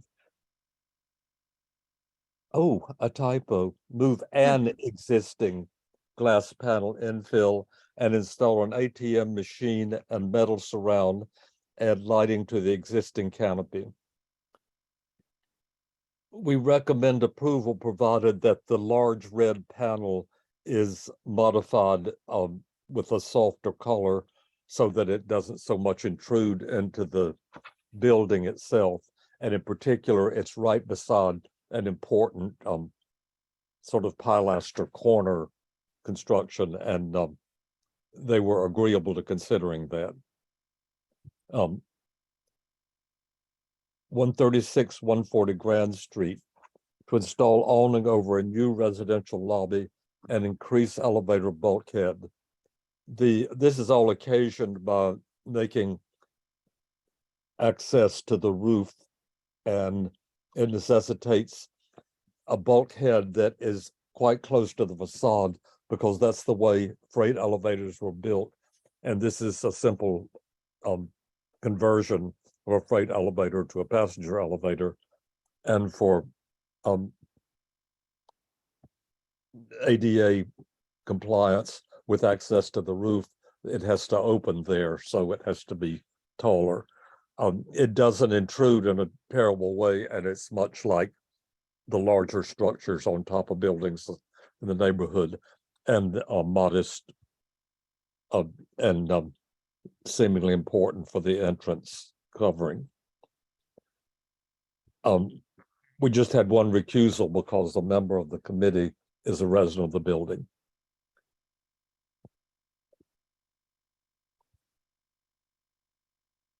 .473 Broadway, remove existing greenhouse structure on the east side. This is basically modifying an existing penthouse structure and very much improving it, and making a masking piece for exhaust fans, which have to be changed and made taller, and replacing air conditioning equipment. It shows very, very little. We recommend approval of the application, which presents no objectionable views from a public thoroughfare. 188 Spring Street to alter the front facade to demolish the rear wall, construct a rear extension, and excavate the cellar and a portion of the rear garden. This is quite a fine building that was modified over the years to include some premises or business on the ground floor. And then that was modified yet again for another business, and it's being returned to original owner. The bit of discussion about it was whether to keep any of the aspects of the business use of it or to return it to a residential use. And we felt that it should be returned to the original residential look throughout, because it just ended up with nothing left except odd windows that were put in for the whatever the business was. The other big bone of contention was there is an original horse walk entrance that had been later modified as the entrance to the business premises, and we very much wanted that to be preserved. Denial of the ground floor unless the horse walk door is retained. The central window historic double hung entrance door detailing brownstone detailing at grade. All of this being to make it more or less original residential appearance. The non-historic rear wall is recommended. No objection to demolishing it. And they had a very unusual addition.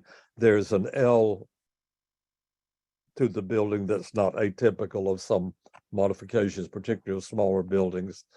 And they're building two basically glass boxes on top of it, with the virtue that the rear wall retains the original appearance with its reworking, and one actually sees the full rear wall through this glass. And there's glass that is not atypical, though quite large, on the two lower floors and in the L, and the upper floor is has punched windows. So we approved the demolition of the wall and the excavation of the cellar and a portion of the garden, provided that care is taken not to harm the building or adjacent properties. And the windows themselves, though a great deal of glass and more than sometimes we might approve in this particular situation and its enclosed nature, we recommend approval. And that's all of the ones except for Green Street. Okay, thank you. Do we have any questions on those items?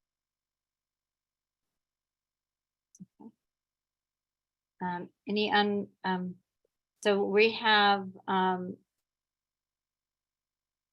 so we'll move items, and any objection to moving one that's laid over, 2, 3, 5, and 6 into the omnibus vote? Seeing none, we'll move those into the omnibus vote. Chanel, why don't you take us through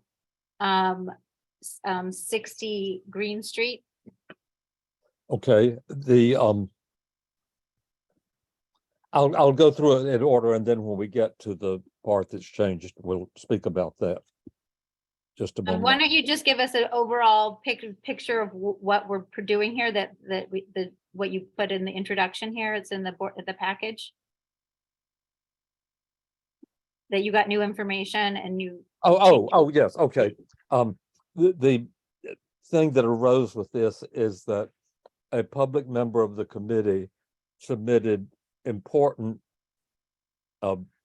testimony at the business session that had not been presented in the public session.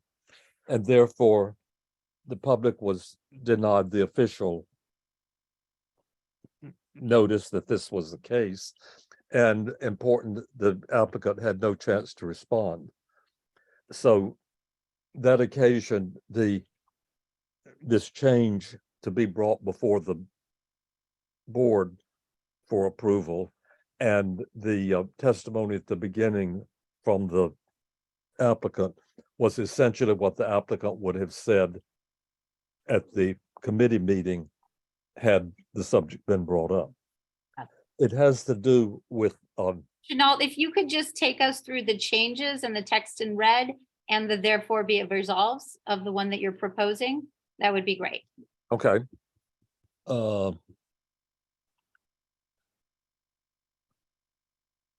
Well, the F in the changes is essentially what I've just said. And so that's reflected into denial because the wood is in good condition and should not be replaced. And the question of the replacing the entrance door, which is separate from the showroom part of the building, that somehow it's felt that by the applicant that this door is not safe and that it has to be replaced in order to be safe. And we want staff to verify that that's the case. And those are the changes. So if you could just read the therefore be it resolved A through D. I'm sorry. If you could read, so this is, bottom line is there's new information that came to light. And so this is a substitute resolution that you are proposing in lieu of the original one that the committee passed. And if you could just read the therefore be it resolved A through D. Thank you. Okay. With everyone noting that whatever is in red is what's been changed. Recommend denial of the replacing historic divided ground floor windows in 3 bays with single pane glass, which destroy the repeated rhythm of the ground floor.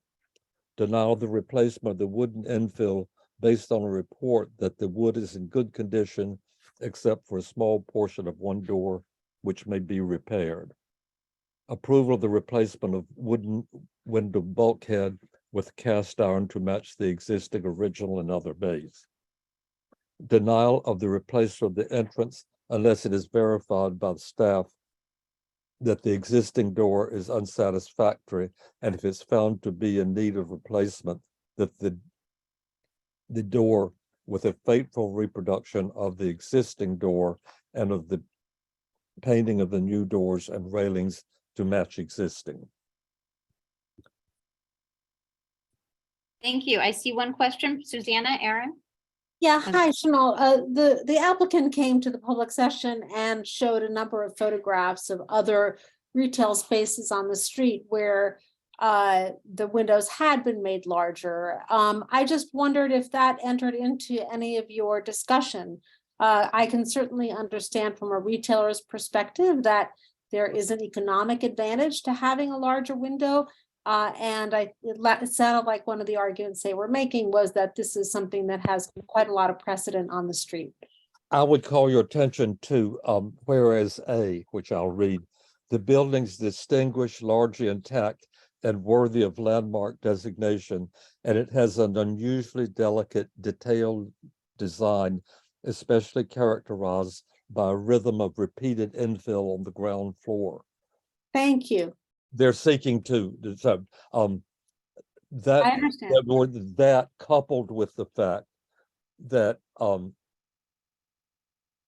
the assertion was that it's impossible to show wristwatches and the windows that exist, which is not true. One couldn't show wristwatches. Regardless of whether it's true or not. Yeah, you make Susanna, no back. I think Chanel answered the question. If you don't like the answer, you can vote differently. Susan, you had your hand up? Do you put it down, Susan Gammy? I just want to make sure that everybody is clear because the original packet that was sent out does not have the amendment in the proposed amended language in red. So I just want to make sure everybody is clear on what the amended language is, because if we're reading from the original full board packet that we were sent, that red language, the red amended language is not contained therein. Okay, it's in there, but it's not in red. Yeah. Okay, great. And can you just, Chenault, for people who are looking at black and white versions, can you just read which whereas and which therefore be it resolved are now read?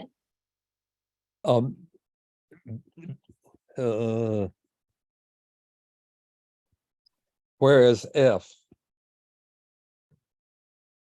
is a modification, is an addition, And therefore be it resolved B and D. and then the resolves are B and the first part of D having to do with replacing the door.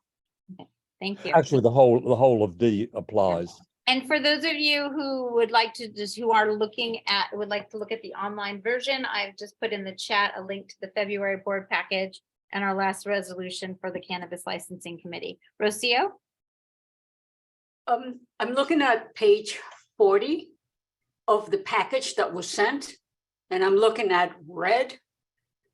I'm looking at line F, which is written in red. So I don't know what the So problem it is. sounds like you're looking at the right version. Yes. So Okay. it was sent out with our package. Okay, thank you. Maybe I think there were an earlier version that went out. So thank you very much. Sounds good. Wonderful. I am not seeing any other questions. Is there any unwillingness to move these? Let me just say, I'd resolution number 4 into the omnibus vote as amended, the alternative resolution. Seeing none, we'll move 60 Green, the alternative resolution, into the omnibus vote. And Chenault, we have landmarks 2, items 1 and 2. Again, if you could just read the therefore be it resolved. If people have questions, I'll ask them, but that's just sufficient to read the therefore be it resolved. Thank you. Recommend approval of this application is harmonious with the building and the neighborhood. It's modifying the infill and hanging signs, and it's all very much in line with what's been done throughout the meatpacking district. 17 West 9th Street. Approval of the front facade restoration and significantly adding an entrance and stairs and modifying the areaway. It's a building that was shorn of its stoop and stairs, and they're back. Approve the rear facade modifications and windows on the lower floors. Approval of the modest amount of excavation provided that underpinning of the neighboring properties is required, that it conforms to all regulations and done with great care. Our standard for that. Approval of the unusual amount of glass in the rear wall because of the way that it lies relatively hidden, and that significantly it allows the original back wall to show through on the upper floors.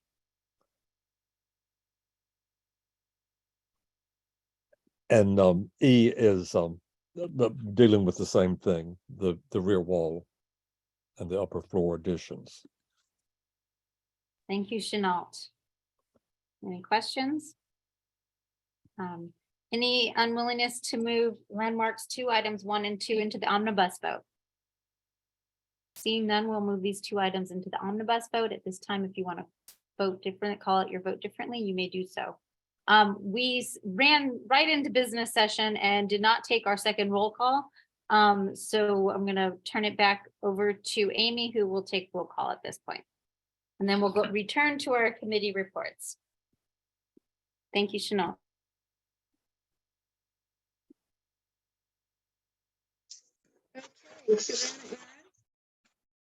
Susanna Aaron is here, but we can't really hear you, Emma. Maybe you may need to turn off your video.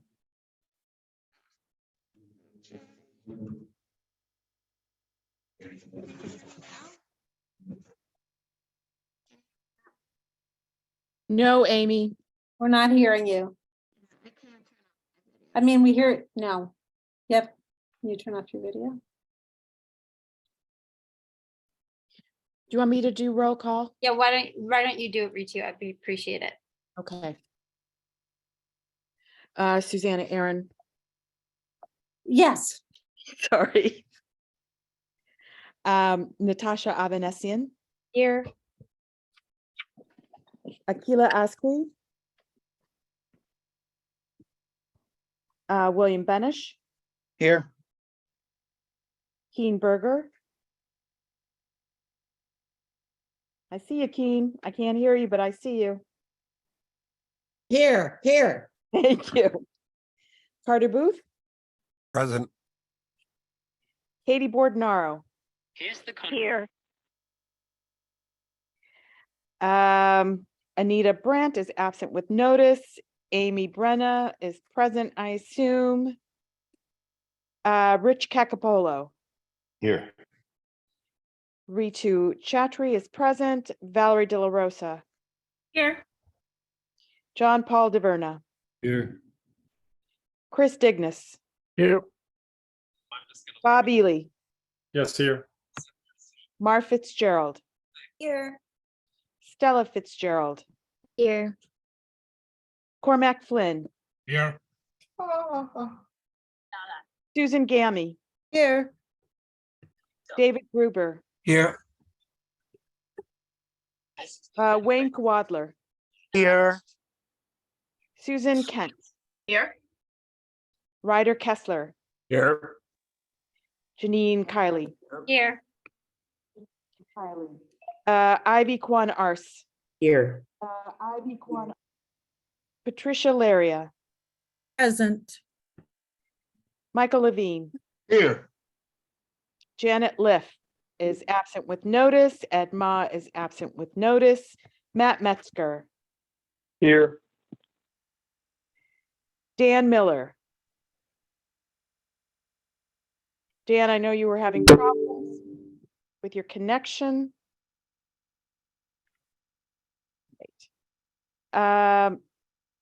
Mustafa Osman is absent. Juan Osorio. Here. Brian Pape. Present. Donna Raftery. Here. Lois Rakoff. Present. Bo Riccobono. Here.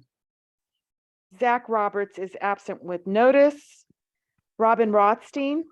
Here. Rocio Sands. Present. Shirley Secunda. Here. Thanks, Shirley. Kristen Shea is absent. Frederica Siegel. Here. Dr. Shirley Smith. Present. Chenault Spence. Here. Susan Wittenberg. Here. Anthony Wong. Here. Cheryl Wu. Present. Eugene Yu. Present. And Adam Zeldin.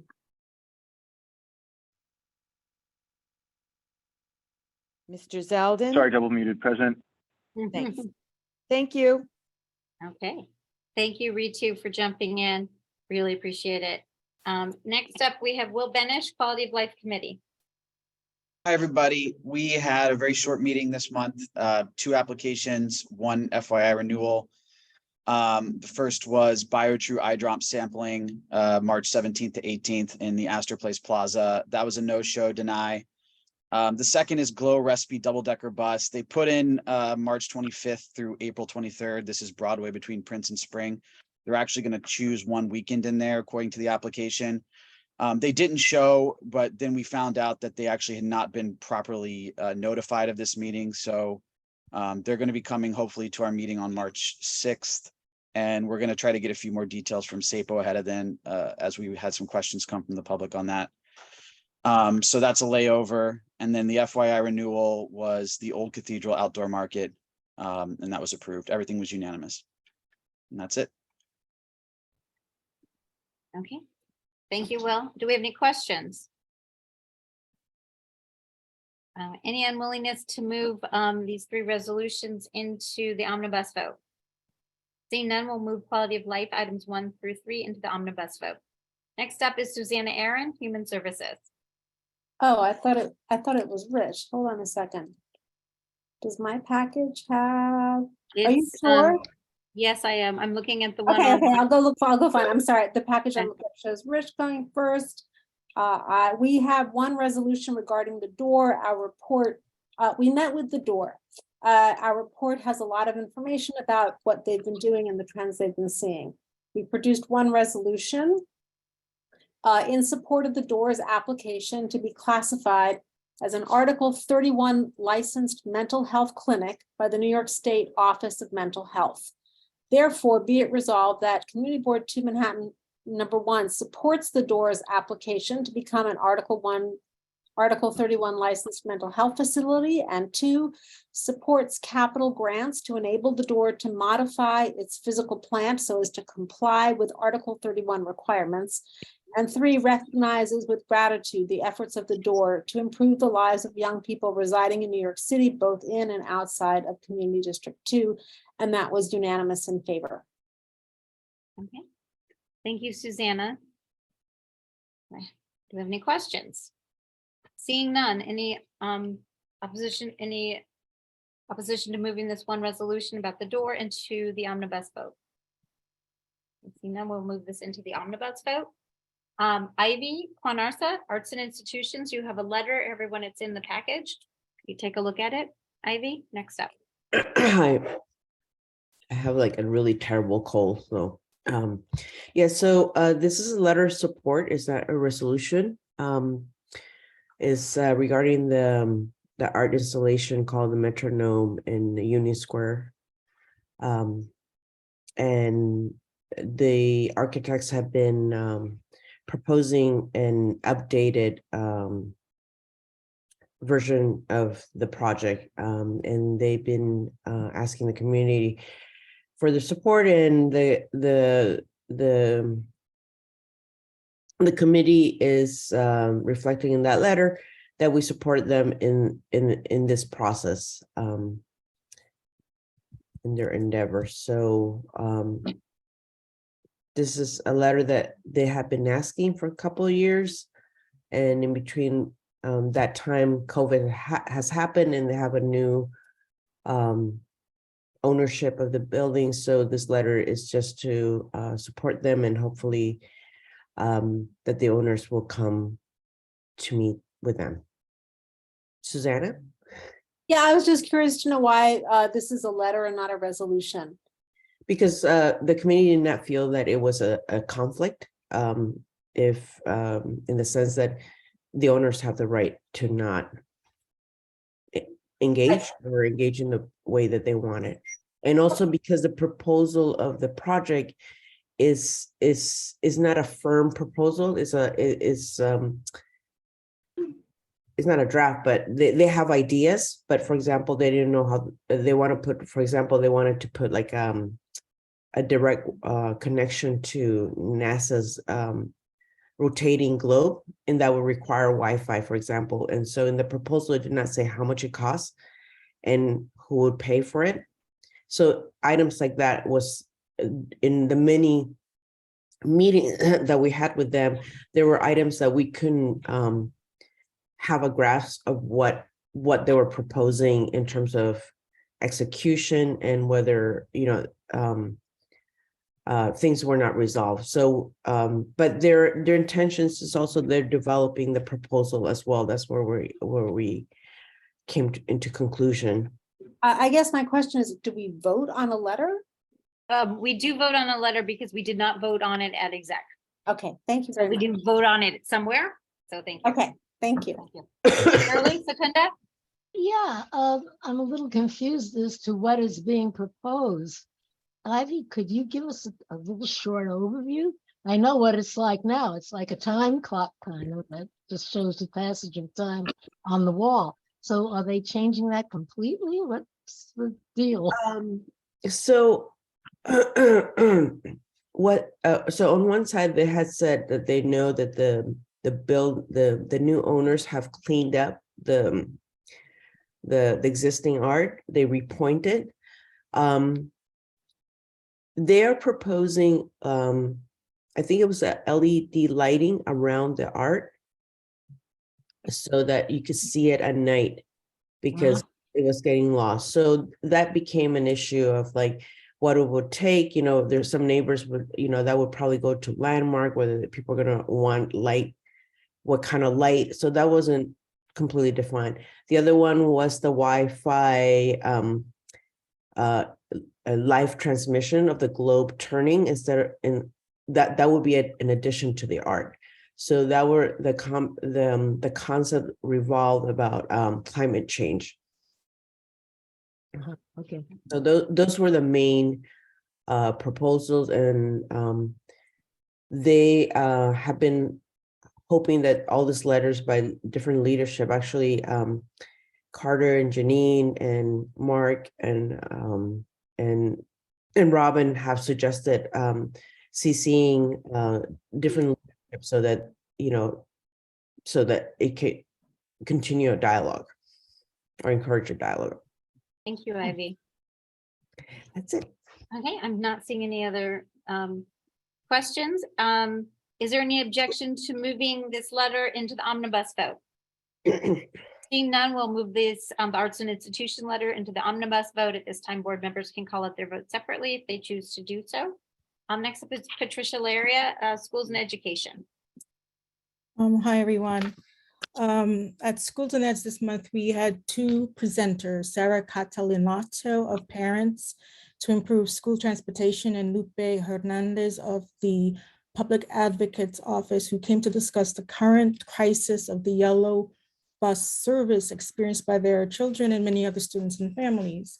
The goal of the resolution we wrote this month was to ensure that students of our district and beyond, including students living in shelters, receive adequate bus service that they are entitled to.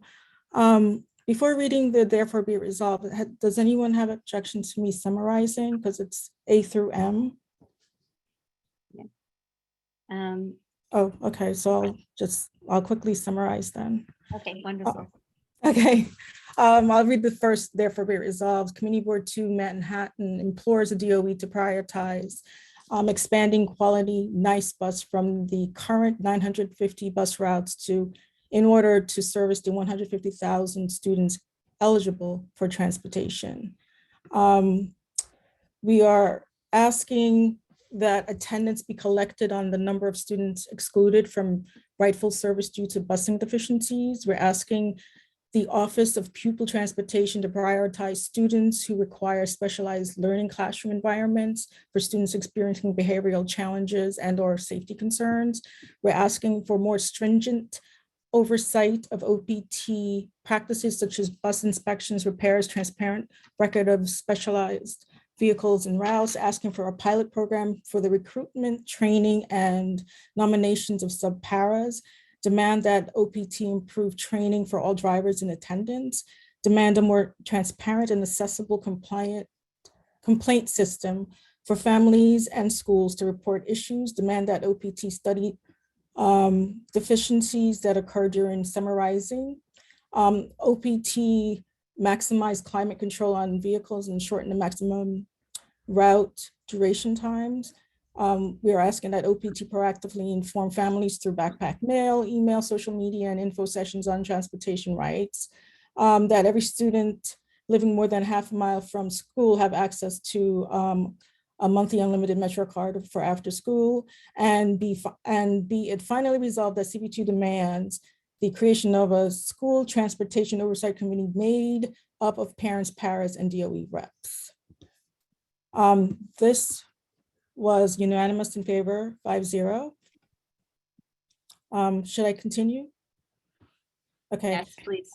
The second resolution focused on expanding MetroCard availability, hours, and omni accessibility. Therefore, be it resolved that Community Board 2 urges MetroCard usage times for traveling to and from school and school-related activities be expanded to board a bus or enter the subway up to 4 times per day between 5:30 and 10 p.m. every day of the week. Be it further resolved that CB2 encourages the NYC MTA to enable high school students to be allowed to use the new phone-based One Metro New York Omni system for their public transportation, enabling them to use school funds for their travel without the complications of Metro cards. That was unanimous in favor, 5-0. Thank you. Do we have any questions? I don't see any hands. Is there any objection? Oh, Carter, yes. I just wanted to note that the attendance is incorrect. I was at that meeting. It was not Oh, reflected. okay, thank you. Okay, I will change that, Carter. Thank you. Thank you. Okay. Any objection to moving these two resolutions into the omnibus vote? Seeing none, we'll move schools and education items 1 and 2 into the omnibus vote. This time, board members can call out their votes separately if they choose to do so. We have 2 more committees, and I just want to draw everyone's attention. The Cannabis Licensing Committee resolution did not make it into the package. So please take a look at the Google document that's linked in the chat to review this. That'll be our last one, just giving everyone a heads up. I'm going to turn over to Rich for Parks and Waterfront. Okay. Okay, can you hear me okay? Well, good evening, everyone. Hello. This is it was a long resolution. Please take a read through it. I'll just to give some context to the therefore section. The representatives of New York City Department of Parks and Recreation and a representative from DEP came in front of our committee and presented a deck discussing a project they would like to initiate to design and construct a new open space at 388 Hudson Street. Now, you may remember 388 Hudson Street. It's one of the water tunnel sites. These are the sites that were used to access these tunnels that were built to ensure the city's drinking water supply. These projects went on for 20 plus years. 388 Hudson is the last of these sites. It's on Hudson between Houston and Leroy. And our committee and our community were involved in designing 2 other parks on water tunnel sites, one's at East 4th and Bowery and one's at Grand and Lafayette. So we talked about their plan. We talked about, we discussed with them some of the constraints that are required in a site like this, and we decided we wanted to write a resolution. Well, actually, for a while, we wondered if we wanted to write a resolution, but eventually we did. They're going down a process that they follow. We just wrote a resolution that said we support this, but we wanted to just make some comments. And so if you read through the history and the current conditions, I'll read the therefore it be resolved that CB2 Manhattan supports starting the scoping of the southern area at 388 Hudson for what's likely to be a passive open space. But we believe that outdoor and/or indoor space for active recreation is still required in our park-starved neighborhood.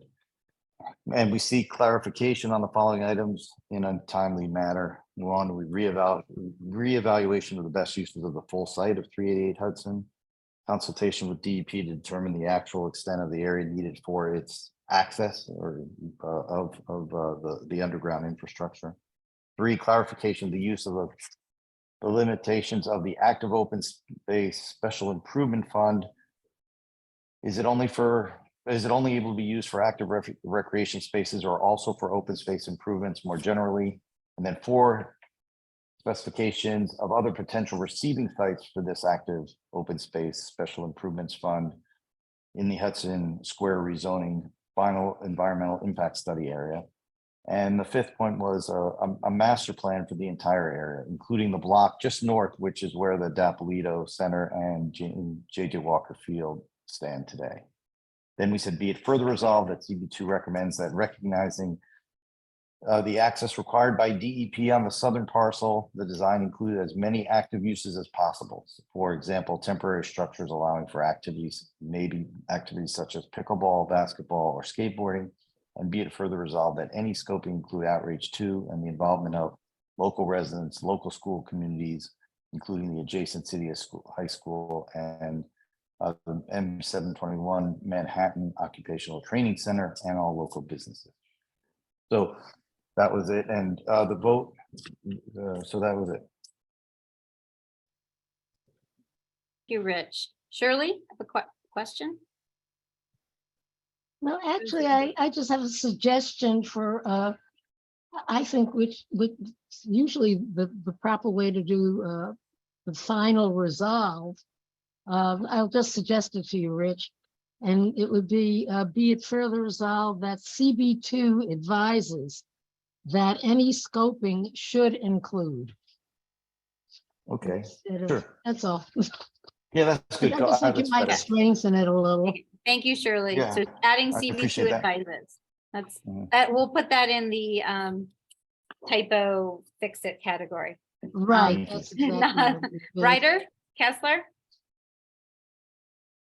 Thanks. I guess my question is about, I'm a bit confused or concerned or just curious, I guess is the right adjective, about not expressing in the resolves our support for housing to be built at this site as planned, as we've supported housing to be built here many times in the past. So the number one of the reevaluation of the best uses for the full site suggests that now we're throwing into question whether how the full site should be used and not just the half. Yeah. Can you speak to that? Yeah, I'm gonna just jump in here, Ryder. This is the Parks and Waterfront Committee. So this topic, the important topic you raised, will be addressed by Land Use and Housing in a future meeting. Because this is a Parks Committee resolution. Yeah, we specifically, that's why we put that in. We sort of said we hoped that that area be discussed, but we didn't think that was the best use or whether it's affordable housing should be covered by the Parks Committee. I guess to me, it would make sense for the resolution to be talking about the non-housing portion of the site, given that it's about the open space usage. I think implicitly this is making a point about the housing, suggesting that maybe it shouldn't be there. So This will be on the Land Use Committee's agenda for next month. It's similar to a land use application. They don't opine on the landmark status and landmarks and vice versa. So yeah, sort of staying in the lane. That's not how, I'll just say, I don't think, that's not my interpretation of it, so I'll leave it at that. Well, the resolution focuses, we're told that the project would only be able to be done within the southern portion of the space.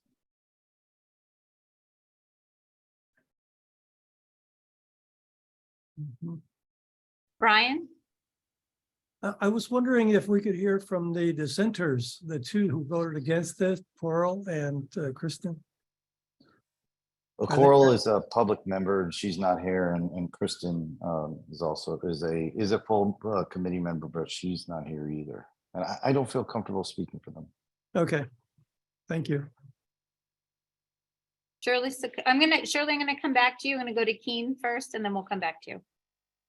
Keenberger? Right.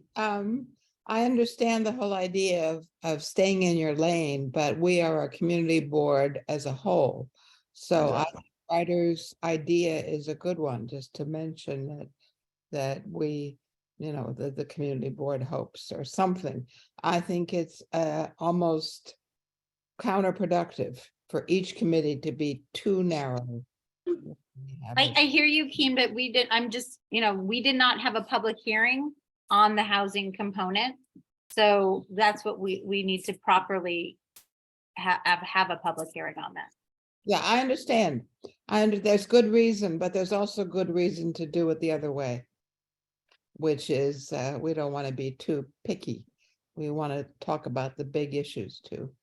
Yeah, we debated this for a long time. We tried to stay just on the whether or not we want to take part in the parks discussion on the southern section. Bob Ely? Yeah, I guess sorry, Shirley, if I cut you. So I guess my suggestion is almost to just say, well, we're going to discuss it at another committee meeting. I mean, almost like we could just reference and say that the other aspect, the housing aspect, is going to be discussed at another meeting, something of that sort. That way, at least we're acknowledging that it's being discussed somewhere else. That's all. That's just my suggestion. But if you guys talked about it at the meeting, Yeah. you know, I got it. You know, you probably discussed it over. I just thought I would throw that out there. That's all. Thank you. Yeah, we note that, you know, I believe we note that in whereas that we've been told, where, let me see if I can find it in the final version.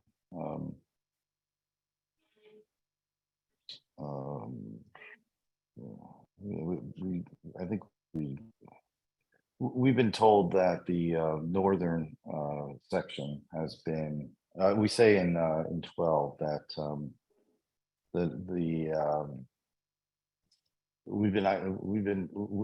that area section's been identified for affordable housing. So we noted that in section 12. I'm sorry, in point 12 in the current conditions in the whereas. Susan Wittenberg. Thank you. I know that it's a parks meeting, but I think what people are saying is that it just surprised us that it came up sort of unexpectedly, because it's been so linked to the community board's position on preserving Elizabeth Street Garden. So that that's why it's having so much impact on everyone. And you know, we're sort of, I believe we've all voted, you know, numerous times to try to do that. And so now this came up, and so it's sort of a challenge to that position. So let me tell you, Susan, and anyone else, that if you aren't comfortable with it, you should vote no. Okay, thank you. Good point, Rich. Can I speak now? I feel like I'm an orphan. Yes, you may, Shirley. Okay, there's a couple of things that came up in this discussion at the committee level. The major thing, the issue that we really had to address here was that the Parks Department had presented us with the premise of going on with a scoping of actually just the section which so far has been, I don't know if the word is designated, but which is being considered at the time for parks use. Now, so we were kind of limited in what we had to address, which was whether we should go ahead with scoping and see how it worked out. And the decision was to do that. The point I do want to make is that this community still severely lacks open space. And so I think that the resolution was done in the light of remembering how much we need open space. And that was why the decision was made to have the resolution that would approve of going ahead with a scoping of just one section, really, and then seeing how it worked out. So Thanks, it wasn't just, you know, the housing part, it was really the other section that we were asked to address. Yeah, thank you, Shirley. Yeah, there were many questions, and there were many questions that have resided, that have stayed unanswered for a long time.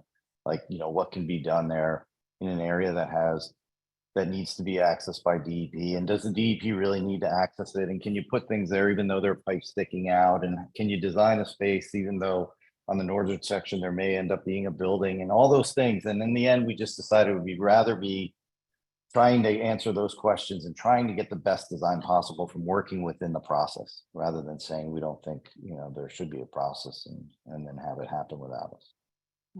Thank you. Amy? Yes. A little bit, yep. Okay. Yeah, I heard what you said, Rich, about we could vote no, but I wonder, can we propose an amendment where we just call out more strongly that we recognize that what was presented was, you know, this one part of the section, but we don't want to forget that in the past, we voted for, you know, affordable housing on the other parts of the section. I mean, is that something, or would you rather that we vote no and then it's revisited at the next meeting, or is there a really, compromise? Amy, I really don't want to change it. Okay, okay, There are a lot of different moving parts on here. I really wanted to keep it specific to parks, Okay. and part of the reason is, although we've supported affordable housing, but and we'll discuss, and there'll be other committees that discuss it, but we should probably discuss that as a full community board again, because and vote strongly for that if that's what we want to do. There are some people who want, the full space for parks. And we're saying we're just having the hand. I mean, we're really forcing. We really pushed this for a long time. We put it off for a long time. We really tried to get answers, but in the end, they're saying this is it. You have the southern section, and then we had to decide whether we wanted to play along. And so that it's been. We actually talked about it over 2 meetings because we struggled with it for so long. We talked about it in January, and then we reconvened to talk about it in February. Thanks so much, Rich. Yeah. Eugene? You're welcome. Yeah, so I guess I just want to address, I guess first the issue of, the affordable housing that is going to be agenda item for land use. I think it's just in terms of the calendars, we couldn't get everything to line up so that they were in the same cycle, so that it didn't all line up so that we could talk about it at a single full board meeting. But it is on the agenda for our land use committee in March. And I think, just from my read of this, not being on the Parks Committee, it does seem like, Rich, there is, this constant reference to the southern section. So, I mean, just from my point of view, it does look like, that's the parks portion of it. But there are, in the therefore be it resolved, you kind of lay out some of the open questions about the full site, right? The first point is reevaluation of the best uses for the full site, which is the northern and the southern portions. So, I mean, I think that would be a nice tie-in to the discussion of affordable housing on the northern side. But I guess I would just ask that the full board be patient in terms of, this is an agenda item that we're hoping to have for, in a matter of weeks.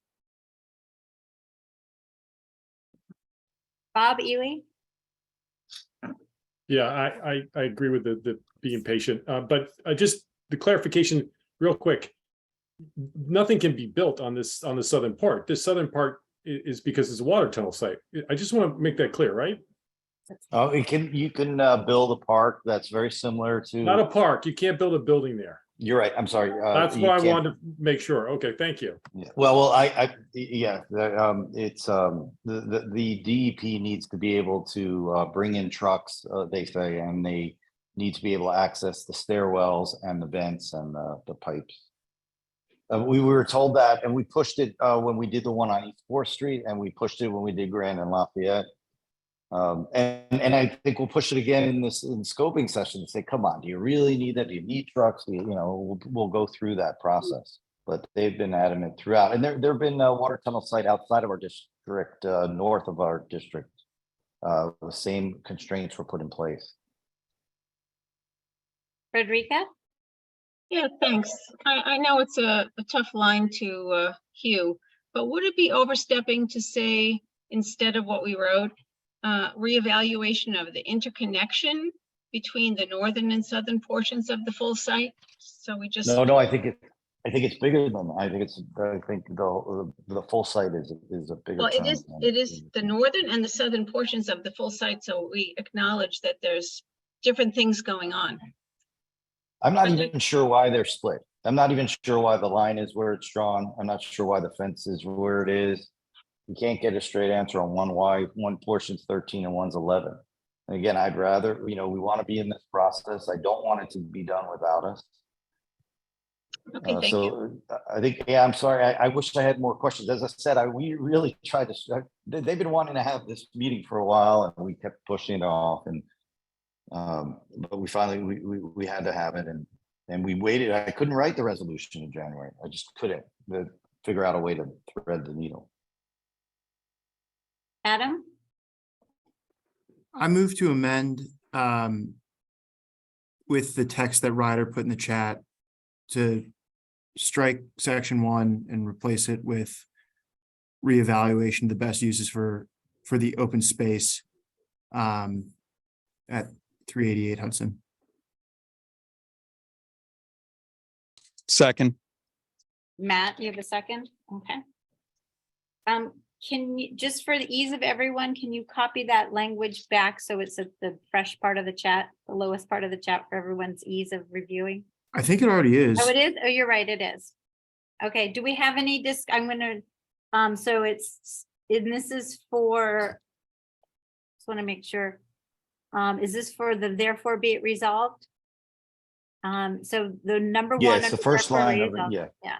So it currently says reevaluation of the best uses for the full site at 388 Hudson, and change it to reevaluation of the best uses for the open space at 388 Hudson. So it changes. I think that's a very, open space is a defined term. Open space is a term Southern that's section. used.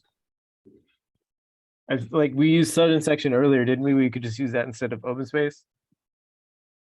Yeah, I put this like 10 minutes ago, so not realizing it would be potentially an amendment. I think if southern section is more amenable, that's fine too, though Adam is the one who proposed the amendment, but just something that delineates that we're No, not. look, what we're trying to do with the first line here is actually set up the land use meeting.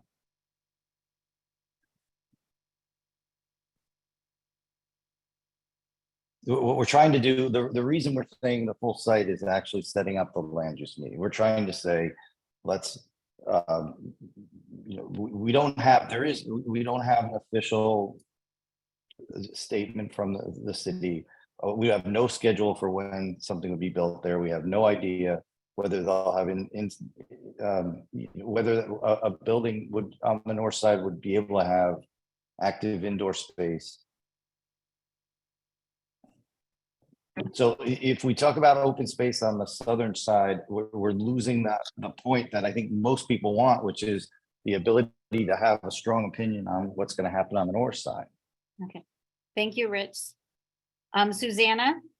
Yeah, I just was gonna suggest that Adam consider withdrawing his proposal. A reevaluation of the open space means nothing. It doesn't mean anything. This is all we are being asked.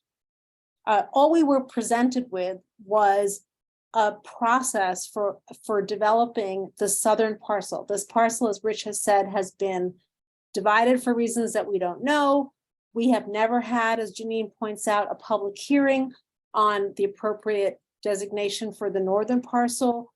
The Parks Department, as Rich points out, is going to go ahead and scope this southern parcel anyway. And so, as Rich points out, what we're doing is being invited to participate in that. And the clause that Rich wrote about reevaluating the entire space is, as he says, calling for a full discussion of what happens on the northern parcel. So having a real evaluation of the best uses for the open space is an irrelevant point, doesn't make any sense. Thank you, Susanna. Carter?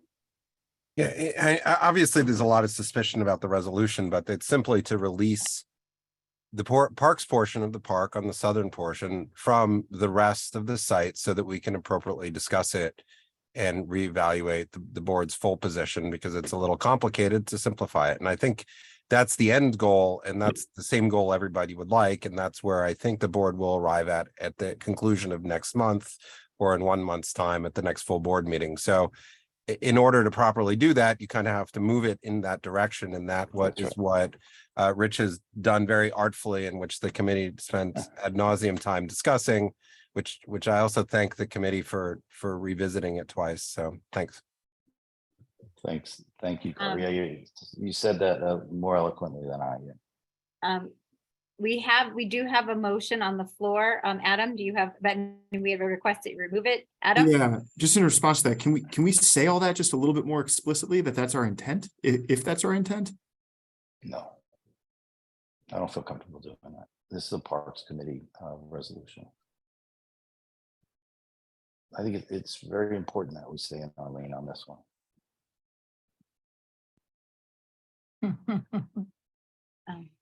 To catch 22. Yeah. It's sort of like announcing our calendar will be for next month will be out, I guess, in a week or so. So It's you know, this is it's sort of what happens when things, I mean, this has been going on for 25 years, and a lot of positions have been taken in the past, and we're trying to have a debate that's based in this moment in time, or set up the next debate, which is on what to do with the land use. But again, can we say Without that? I'm not saying to state our No. position on the land use. I'm just saying, like, we want to enable land use to meet and discuss this.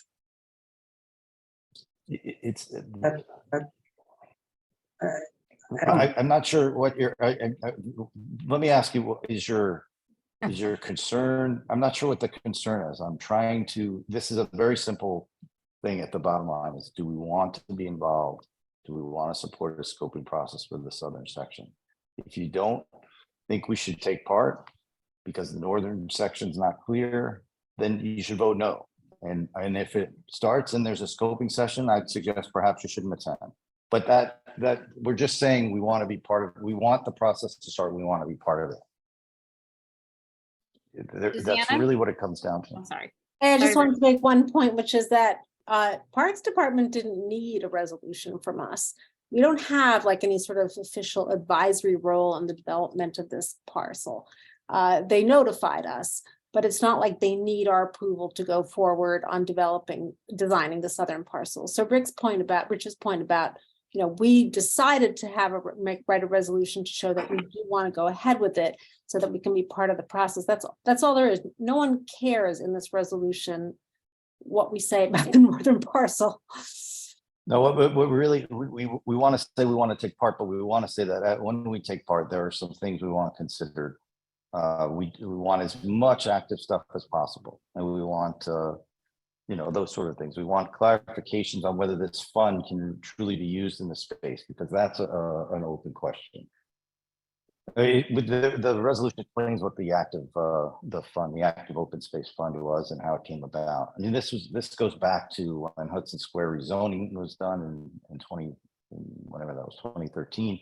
So this is a lot of things that rolled up in this, and we're trying to say, let's start this process, but let's, you know, clear the let's deal with where we are now. Thank you. Matt Metzger. I wasn't able to attend the meetings. I apologize to the committee and to Rich. But what I think you're hearing, the resistance you're hearing is that to the reader who hasn't attended the meeting, to the reader who hasn't attended this meeting, it sounds very odd to not mention our strong, I mean, since I've been on the board, we've only had one position on it. You know, our numerous, you know, rezos on it. I don't know. That was my surprise. And again, apologize for not making the committee meetings, but on reading it, that's what I came away with. I think, again, if you read through the whereas, it's not just a matter, there are things we're trying to unravel here. This is not just a matter of whether we want affordable housing on that space. If you look through that, there's a history here where we said we only wanted affordable housing space if Elizabeth Street Garden was saved. So again, there's a lot of complicated, interconnected things that have preceded this. And land use should have their conversation about the potential for the opportunity there. We're just saying that you know, that land, and look, I'm not sure that everybody in the committee, I don't know if everybody in the community board thinks a building should go there. We should have that debate in the land use discussion. It's not our position to say that. There are some, you know, there were some people at the meeting who thought, you know, we shouldn't have a space with a building next to it. That's not up to us. Okay. I'm going to go to David Gruber, and who hasn't spoken yet, and then we'll go back to everyone else who has already raised their hand. David? Yeah, hi. It was a very long drawn out meeting. I think Rich did a really good job putting this together, representing it. I feel very strongly about having affordable housing on that site, including maybe doing an upzoning, which you could do on major streets, and I think it could handle an upzoning. But let's discuss it. What Rich wanted to do, and which I agree with, was not to overstep the Parks Department, the Parks Committee lane. And we will discuss this in land use next month. I feel strongly about affordable housing on this site. What I wanted to do was I'm not on the Parks Committee, so I didn't have a vote. I wanted to pause it and not rush into scoping. Suzanne makes a point that the parks will go ahead with it, but I think our elected officials, I don't know why the bid is so anxious to move forward on this. It's really kind of out of a bid's jurisdiction. I don't know exactly why parks can't give us a chance to integrate the two, but I think that I don't think anybody is trying. I mean, that's not true. There were people who thought maybe the housing or building could be on both sides with cantilevers, so it doesn't. There was a lot of options that we looked at, and we've been talking about this off and on for months. I think Rich did a good job. I'm not happy with the idea that we're not going to pause it. I don't know what the rush is after all these years to get it right. There's the old adage, measure 10 times, cut once. And I think we're only measuring it here 8 times, and we're trying to cut. For the housing advocates, affordable housing advocates, I wouldn't worry about it. We're going to take this up, I think, in some great measure on the land use committee. That's what I have to say. Yeah, let me just point out, I agree, David, but this is a 3-year process. Yeah, we're starting, right? It's a 3-year process at best. These things take a long time to develop, and but it was always supposed to be active open space, and that's part of my problem. It was. I think if we're in, you're right, but DEP is taking a strong position on the safety of doing things there. But we're going to try to work in there to say, can we put basketball hoops on the edges? Can we do a pickleball court? That's temporary. That's not going to block. No, I understand. I understand. Everybody's heart's in the right place. Yeah, but I'm okay taking up the affordable housing and land use. That's how I feel about it. I think that's where it should go. Yeah. Yeah. Look, I many times we compromise. I don't. There are some people who don't love the new parks at Fourth, the new parks that were created on the water tunnel sites, and they expressed it at our meetings. Yeah. But others expressed the fact that they hate just seeing it sitting there empty, and they don't want it to be another place to store equipment. Absolutely. And don't let perfect be the enemy of good. And so start the 3-year process. Personally, and if we think it's terrible. Personally, I'd rather see a higher building of affordable housing with 20, our kids in CB2 have no space to have any recreation in the cold months, not a one. Dapolito Center is a joke. I mean, you take your life in your hands to go in there. Well, let's close. Okay, thank you, David. I'm going to go to Cormac. Been close for a He while. hasn't spoken yet. And Yeah, then I we'll just go have to a everyone. question for Rich. I mean, I've been listening carefully, and so would I be accurate in summing up that your position is, your preference is that the parks resolutions to speak to the park, and that questions about the building should be spoken to by a land use resolution, and that you don't feel like you want to make any amendments on this because the committee worked very hard and contentiously to get to this, and you don't feel comfortable making changes now to the work at the very end of the process. Would that be accurate? It's not just it's not just that it took us a long time. I think it's really important that we don't step outside the bounds of the park project. Gotcha. That's great.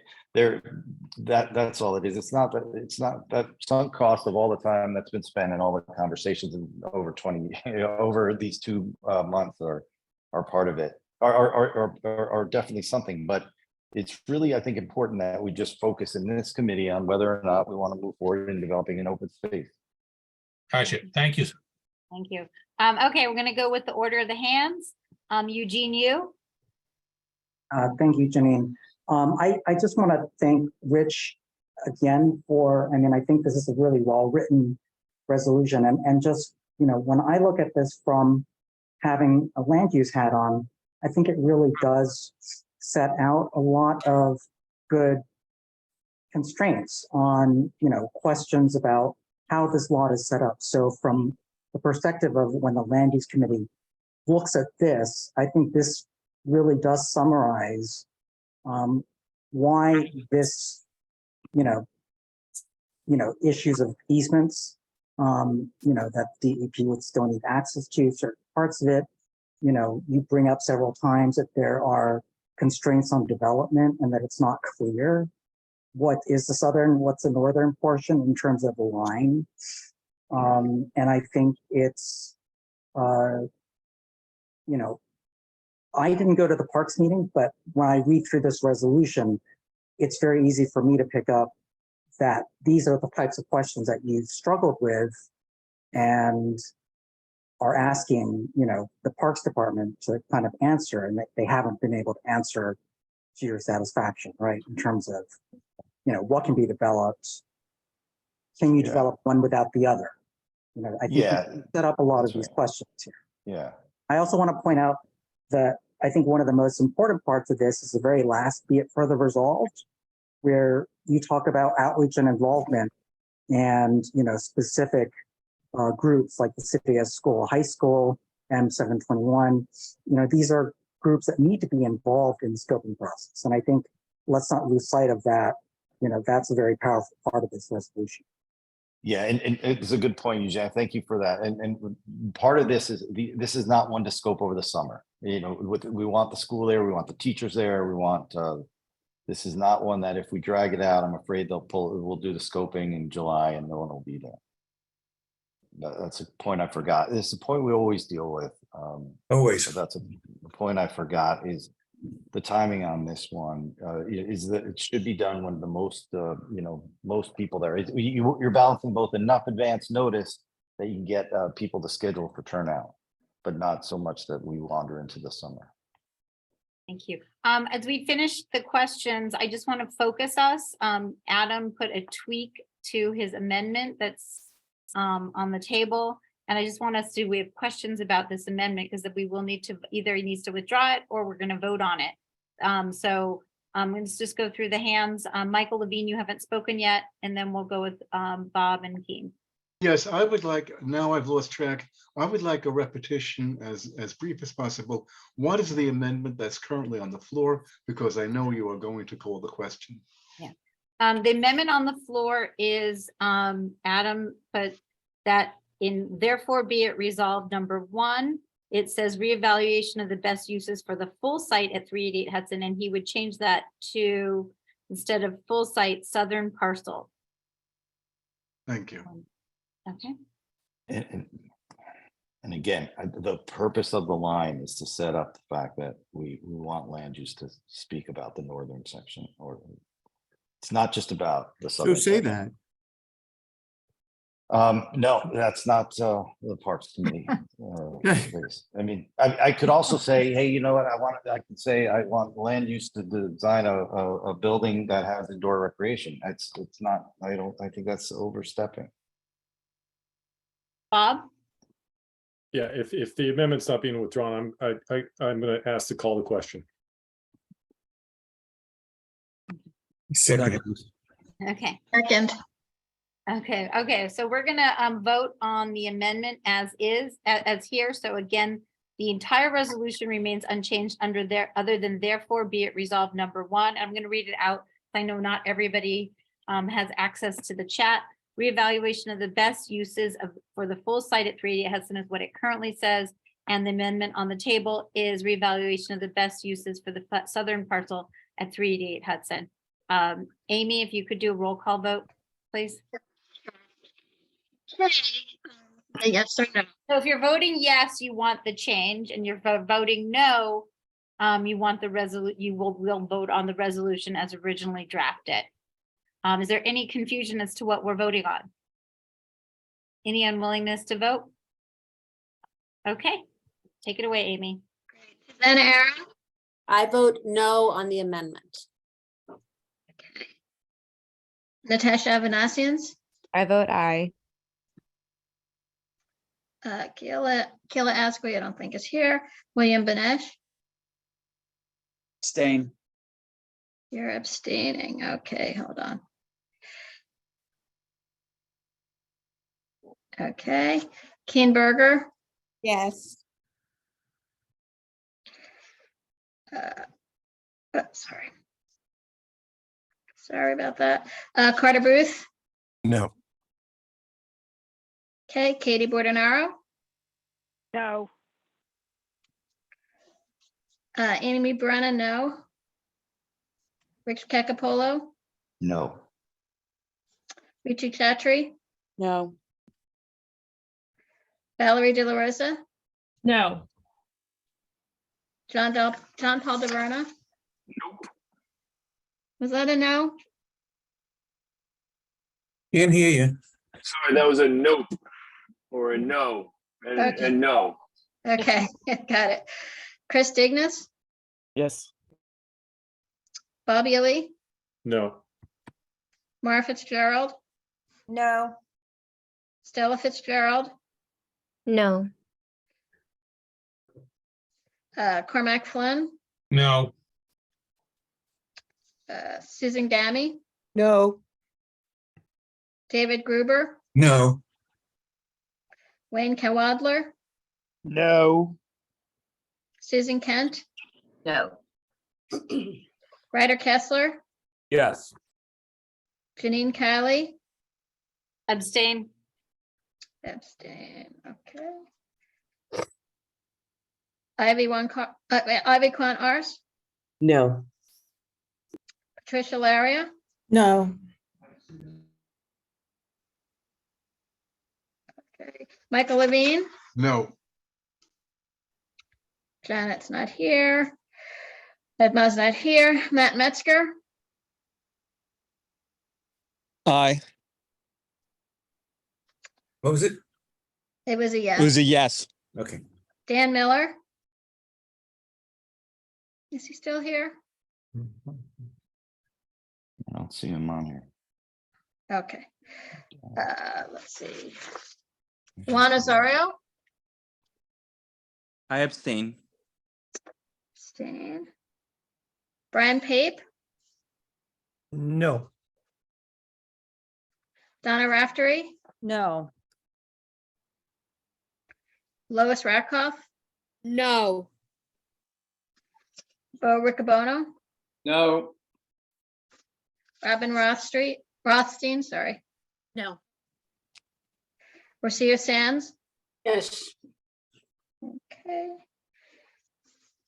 Shirley Secunda, No. Kristen's not here. Frederica Siegel, No. Dr. Shirley Smith, Yes. Chanel Spence, No. okay, Susan Wittenberg, No. Anthony Wong, Abstain. abstain. Okay, Cheryl Wu, No. Eugene Yu, No. sorry, and Adam Zeldin. Yes.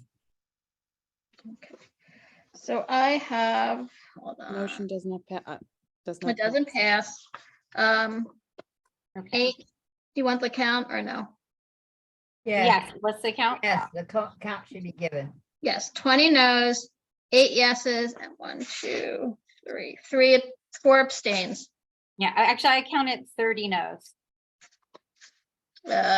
So did I. Oh, yeah, 30 So noes. did I. Sorry, yes. Yes, sorry, I read that wrong. So 38-4. Okay. Yes. So the resolution as drafted in your packet is the one that we will be voting on. Is there any objection to moving this one resolution into the omnibus vote? Seeing none. Okeen, you have a question? I wanted to make my statement. Oh, I'm sorry. Yeah, go ahead. I just want to say that I have great respect for Rich, and he suggested that if I thought that, which I do, that the Parks Department is too soloed and is not considering the bigger issue, I should vote no. But it's not that I'm against what you're doing. It's just, Okay, thanks. I want to make that statement. with my Yeah. vote. Well, I hope if you vote no in the scoping session, you somehow, still see your way to attending. Okay, Absolutely. okay, thank you, Keen. I want to clarify, that I'm not against what Rich is doing. It's just that I still believe. Okay. Okay, so I'm just Well, gonna, I'd like to make a statement then, since you allow. Keen yes, to and then that will make be one. it for statements. Okay. Okay, go ahead. Dr. Song. Yeah, I think that, I'm not, I respect what he did as well. I just need more information, and I think that reevaluating it again would give me the opportunity to get more information. And I'm, that's why I said no. And I don't think we need to have to justify why we're voting. But since, one person did, I think, and my vote was different than hers. Oh, no, Okay. it was the same as hers, actually. I'm thinking about it. But Okay, thank you thank for you, allowing me Dr. to do that. Yes, thanks. Okay. Thanks. Seeing no unwillingness to, is there any unwillingness to move this into the omnibus vote? Keen, I'm assuming your hand is up from before. Seeing none, we will move the Parks resolution into the omnibus vote.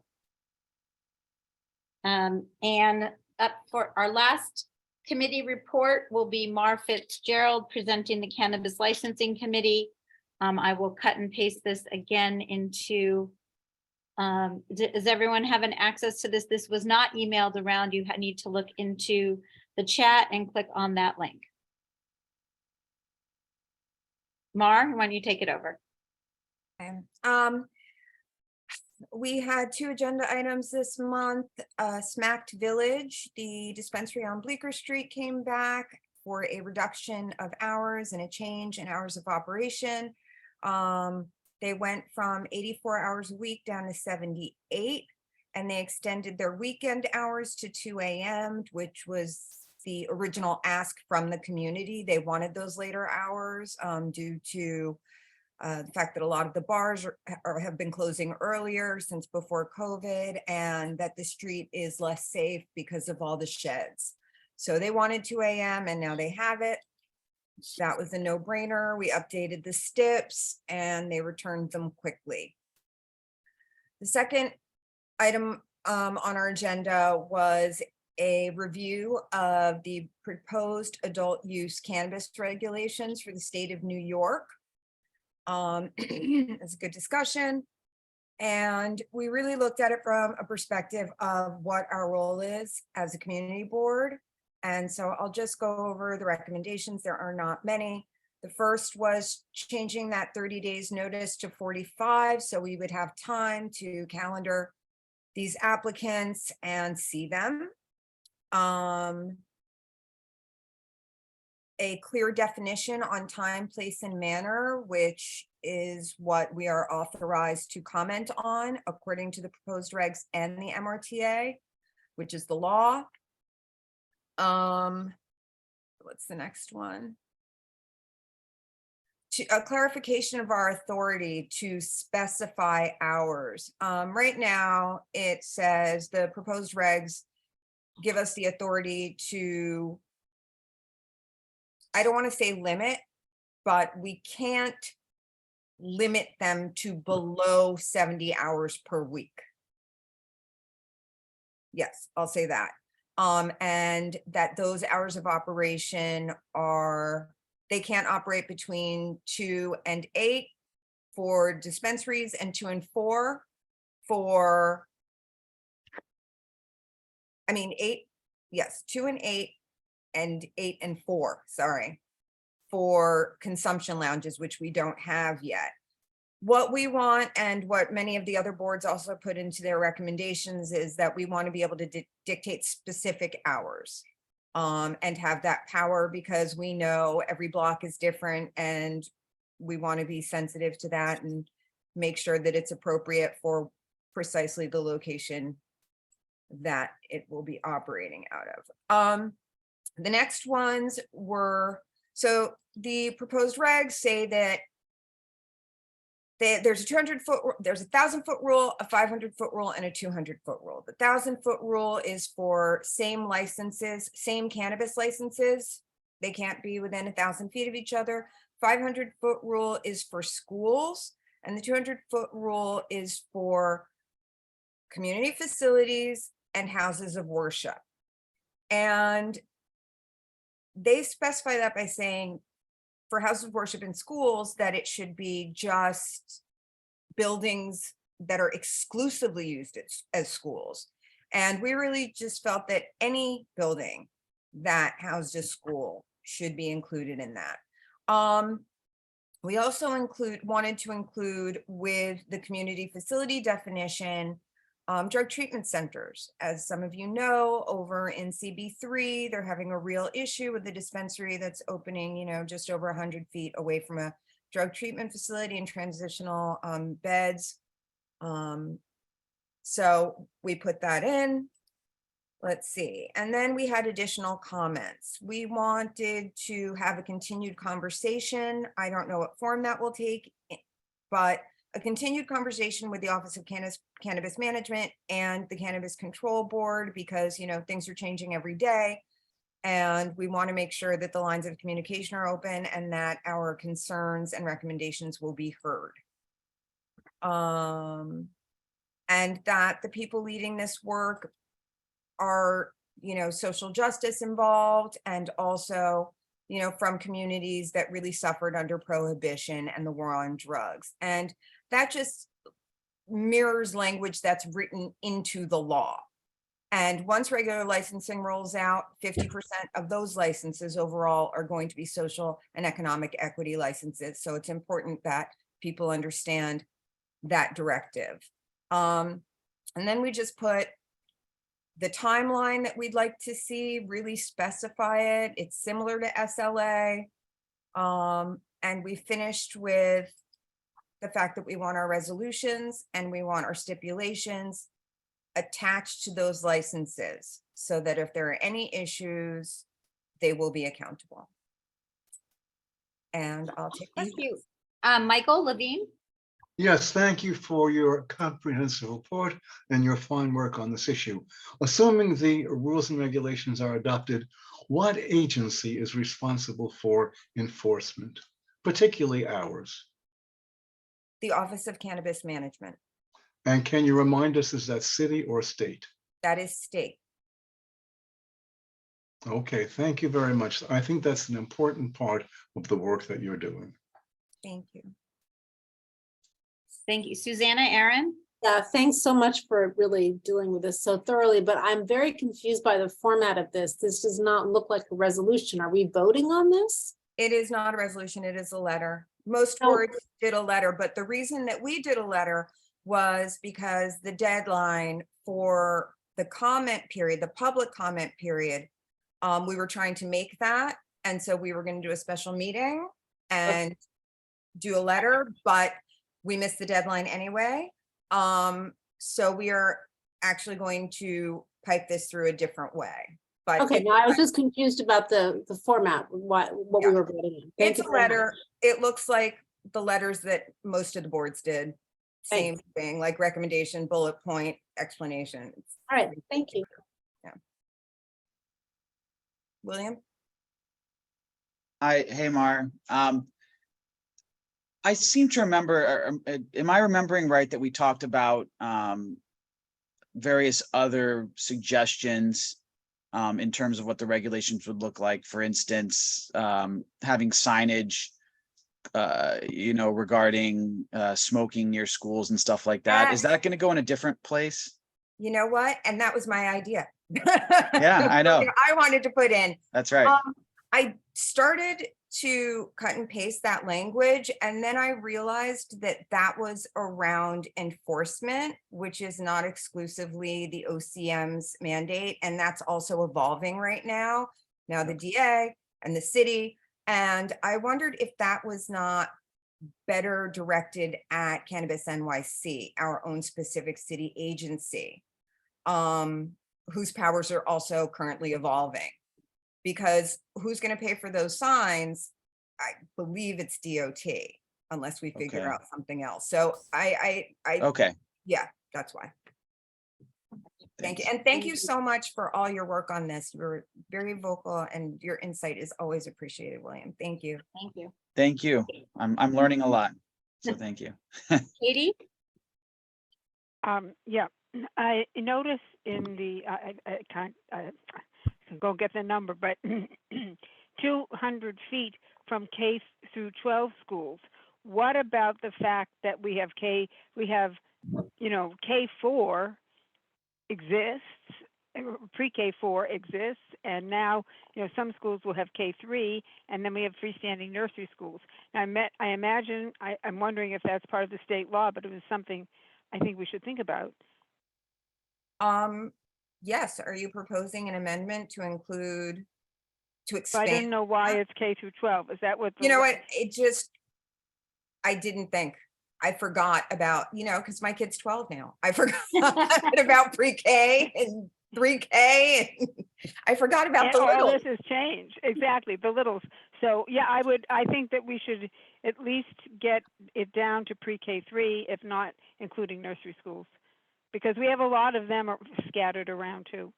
Okay, let me see. What if we said, any, Why don't we, if you have. any building in which a school between, K through 12 operates, as instead of specifying? Well, that's a different, that's what it essentially says. Right now, it doesn't include pre-K or 3K or nursery school or daycare. Right. Any Or building Head- in which or Head Start. In which a school. a nursery, daycare. I would start with daycare, just go chronological. Why don't you work on that? We're gonna take other questions, if that's okay. Carter? Yeah, and a few points on 19, let me see, 19.2 for the recommendation. I think it should be clarified, not clarified. Clarify community boards, not so much our authority, our role, because we're the notice municipality, but we don't have any of the powers of a municipality. So clarifying our role is a better way of saying that instead of clarifying our authority. They need to include our role in there. We cannot make laws, enact laws. We're advisory only. And so the point is they have to magnify our advisory role or explicitly state that so that they more fully take into account what we do, but we will never have authority in that respect. That's an anomaly also in the SLA regulations because we don't have any of these other powers. So I think it's important that we state that. And then for what we're discussing now, I think we should specifically state where the school grounds expanded to just should say school grounds are expanded to, not just talk about the schools, and then the community facility portion expanded to, just so it's clear to a reader on that. And then as far as the section on the cannabis licensing committees, I don't think we should be saying what other community boards should do. Each community board can make their own. Well, recommendations on actually, that. Can I finish? incorrect. Can Yeah, I go finish? Each community board is an independent agency, so each of us can decide on our own process. And then as far as the timeline and process, that looks like it's more like our community board's process. That's not written into the law. And so we should really focus on where our resolutions are considered by OCM and that they meet on, and I think we say monthly that they should meet as necessary to handle the applications. And if it is most likely that the CCB will delegate their powers of review to uncontested applications to OCM. And so what we're really concerned about are contested applications being reviewed by CCB. That's very important. And then and that's sort of the part about with the recommendation, if it's that it be attached to the CCB. It's just like the state liquor authority are the three members of the authority, and the Division of Alcoholic Beverage Control actually handles the majority of licenses. So just being clear, because they haven't gotten to that point yet on handling this stuff, but we see and have worked on for 15 years on those issues. So it's best to lay it out here, I think, in a way that embraces how the future is gonna roll out for them when they get thousands of applications, because the CCB is unlikely to hear all of the ones that don't require a high level determination if everybody meets the requirements. Are you done? Yeah. Okay. So the city, the OCM, the CCB, everybody wants a uniform process for this, to lessen the burden on boards and applicants and the city and the state. So this is what they want. They want a uniform process. And what we're doing here is laying it out so that we can make sure that they give us enough notice, so that we can make sure that they are required to come to us, because right now they're still not required, just like SLA, but they're not required. This is an opportunity to make sure that when somebody wants to operate in our district, that they have to come see us, they have to appear at a public hearing, that the public absolutely has an opportunity to weigh in, and that our recommendations go out in a standard way so that it is understood and part of the record.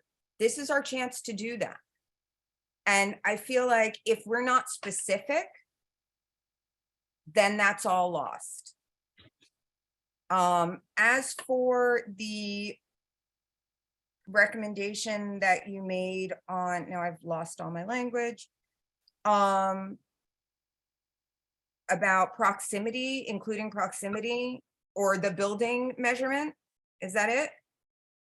The education law proximity measurement? It was just being clear what the recommendation is to, because it just says it's not clear which portion of the above part each recommendation applies to. So it's saying school grounds expanded to include any building in which the schools are located. It's not clear if somebody just glances through it quickly. Okay, so you want it to say proximity requirements. You want this moved. It's not that it's moved, it's just which section does it apply to? Because that's to one.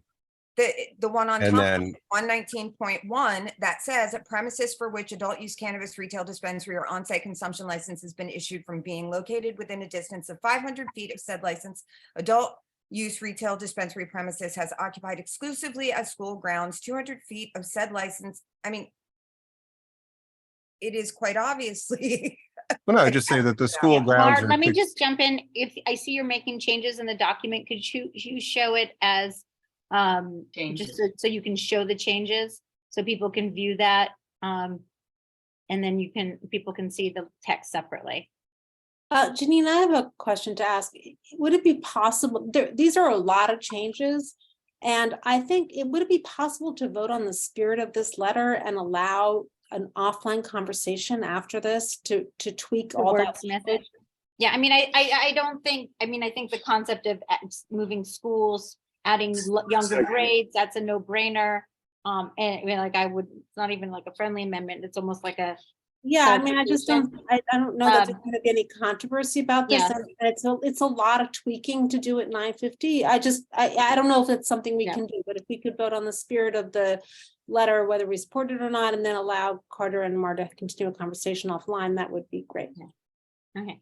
But I think the only spirit thing is that I think that what I'm missing, one disconnect here is that the this with the new regulations in place, they want to have as much clarity as possible, and CB2 has been at the forefront of getting the first 3 out of 4, the first cannabis dispensaries. And I think our comments may be looked at more than others. So I do think it's worthwhile to make sure that, you know, we've actually gone through a process, and no other community board has in the city at this point, all the way. So I appreciate that point.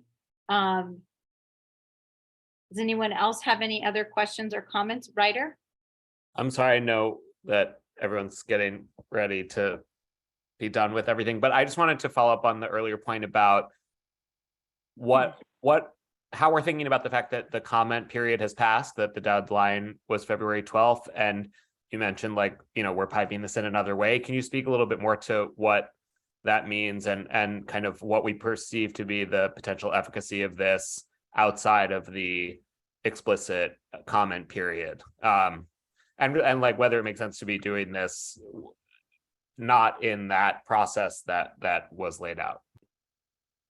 Well, my plan is to pipe it through Cannabis NYC, which is a fellow city agency, which does have some oversight over these dispensaries, and again, expanding powers themselves.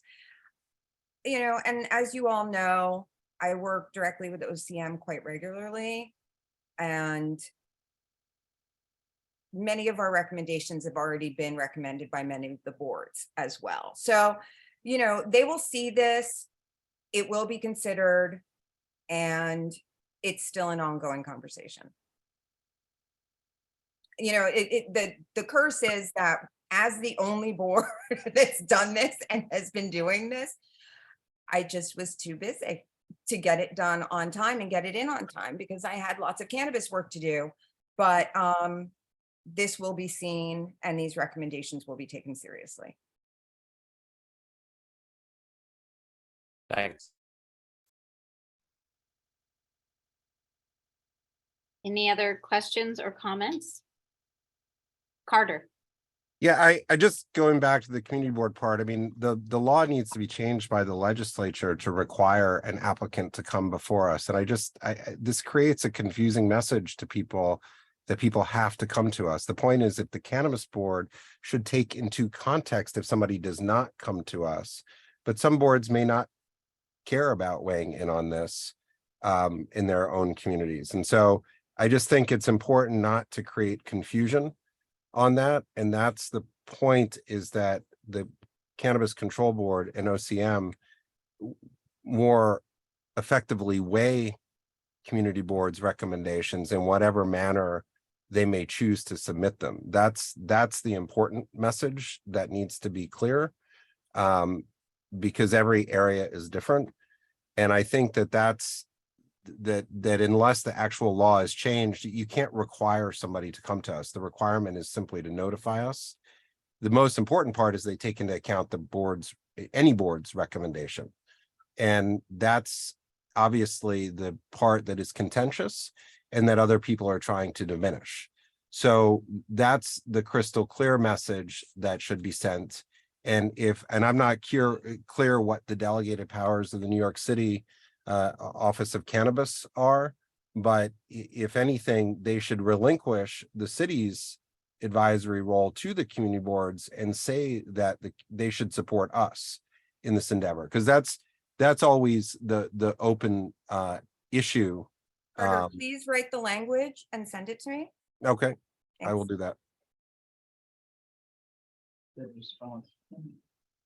So I think we're at a point where we're going to be sending a letter with our recommendations. We're going to tweak them for the grades, and we're going to vote on Carter and Mar working out some language that I think can be better worked out offline.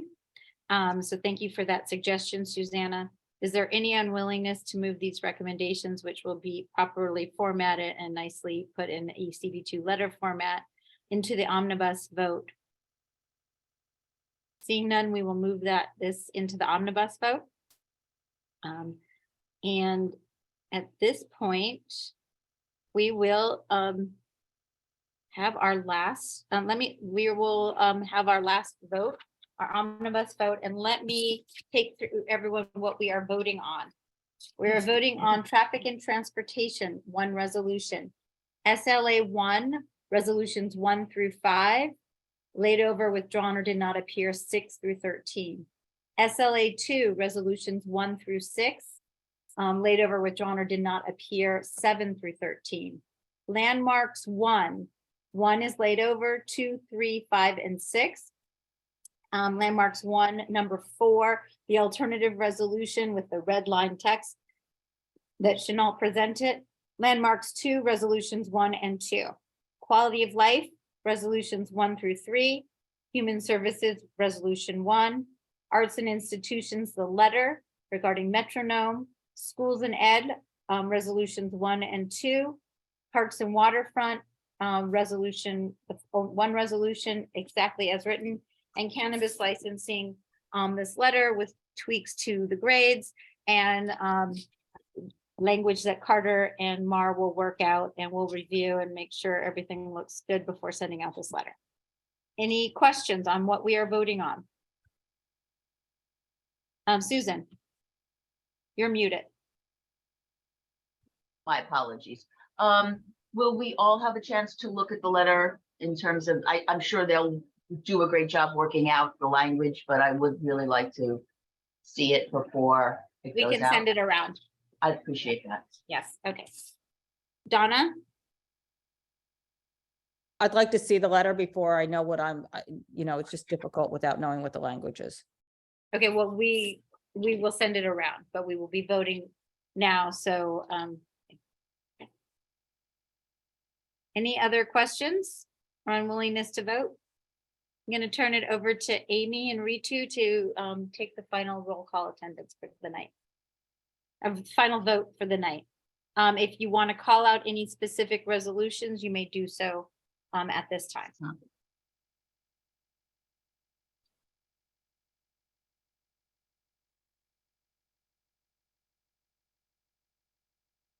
Amy, do you want to do the roll call? I mean, the omnibus The vote? final vote, sorry. I don't see her. She's see her. here. Ritu, why don't you do it? And Oh, I'm there gonna she take goes. notes She's as well. unmuted now. Okay. Amy, you're unmuted. Can you try to talk? All right, you're not clear at all. I'll do it. Okay, thank you, Ritu.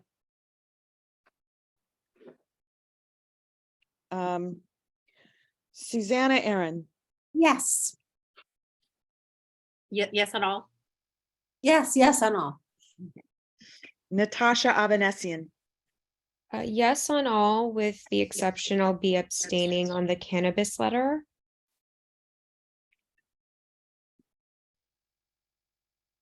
Okay. Akila Asquith absent. William Benish. Yes to all. Okay. Keen Berger. Yes to all except parks, no to parks. Carter Booth. Yes to all. Katie Bordnaro. Yes to all.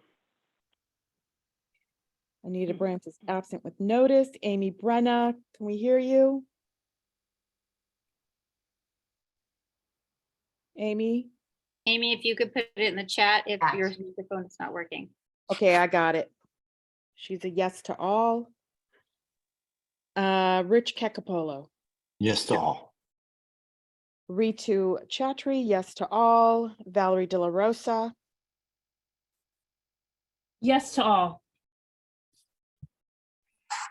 John Paul Gaverno.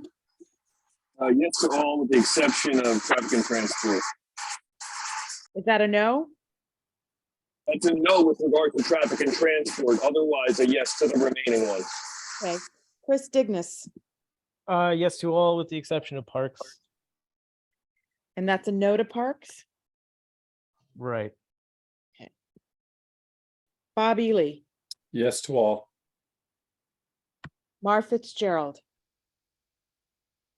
Yes to all except SLA 15, Watches of Switzerland. That'd be no. Say 1-5, that's a no, okay. Stella Fitzgerald. Yes to all. Cormac Flynn. Yes to all.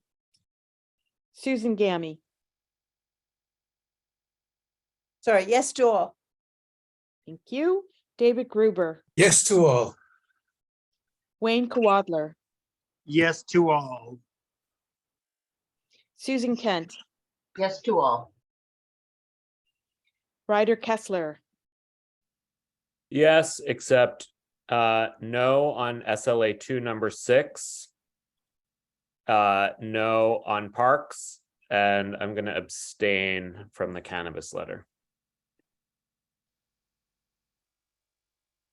Okay. Janine Kiley. Yes to all. I'm going to recuse myself from parks. The reason is when I became chair, there was an anonymous member of the community called in and was concerned that I had a conflict with anything relating to Elizabeth Street Garden, directly or indirectly, and the borough president's office advised me to recuse myself on anything related to that. Thank you. Thanks. Ivy Guanars. Thank you to everybody that's working so crazy hard. So yes to all. Thank you. Ivy. Patricia Laria. Yes to all. Michael Levine. Yes to all. Janet Liff is absent. Ed Ma's absent. Matthew Metzger. Lois, can you mute yourself, please? Just did. Yes to all, except I have to recuse on cannabis. I'm involved with the general partner of the Cannabis Impact Fund. I'm sorry, it's going to be on everything. COIB advised on everything, unfortunately. Okay. Dan Miller has been Wi-Fi'd out. Mustafa Osman is absent. Juan Osorio. Yes to all. Brian Pape. Yes to all. Donna Rafferty. Yes to all. Lois Rockoff. Yes to all. Thanks, Lois. Bo Riccobono. Yes to all. Zach Roberts is absent. Robin Rothstein. Yes to all. Rocio Sands. Yes to all, no to traffic and transportation, abstain from parks and waterfront, and no to the cannabis letter. Okay. Shirley Secunda. Yes to all. Making it too easy, Shirley. Kristen Shea is absent. Federica Siegel. Yes to all. Dr. Smith. Yes to all with the exception of transportation is a no and parks and waterfront, no. No TNT. No to parks. Chenault Spence. Yes to all apart from traffic and transportation, which is a no. Okay. Susan Wittenberg. Yes to all. Anthony Wong. Yes to all, but abstain on the parks. Cheryl Wu. Yes to all. Eugene Yu. Yes to all, except landmarks 1, number 3, recuse. The reason for the recusal is on an owner in the co-op. Adam Zeldin. No on SLA 2 number 6, landmark 1 number 4. Sorry, Adam, you're coming in really muffled, so you're going to have to repeat. That's better. All right. Yes to all, except I'm gonna go no on SLA number 2, or SLA 2, number 6, landmarks 1, number 4, Okay, slow down. Park. Landmarks 1, number 4. parks. And I'm going to abstain from cannabis. Got it. All right. Abstain from cannabis or the cannabis letter? Both. Okay, good idea. Good question. Okay. Yeah. Thank you. That was a complicated one. I'm going to, does anyone have any new business? Okay. We will work on, Rocio, you have new business?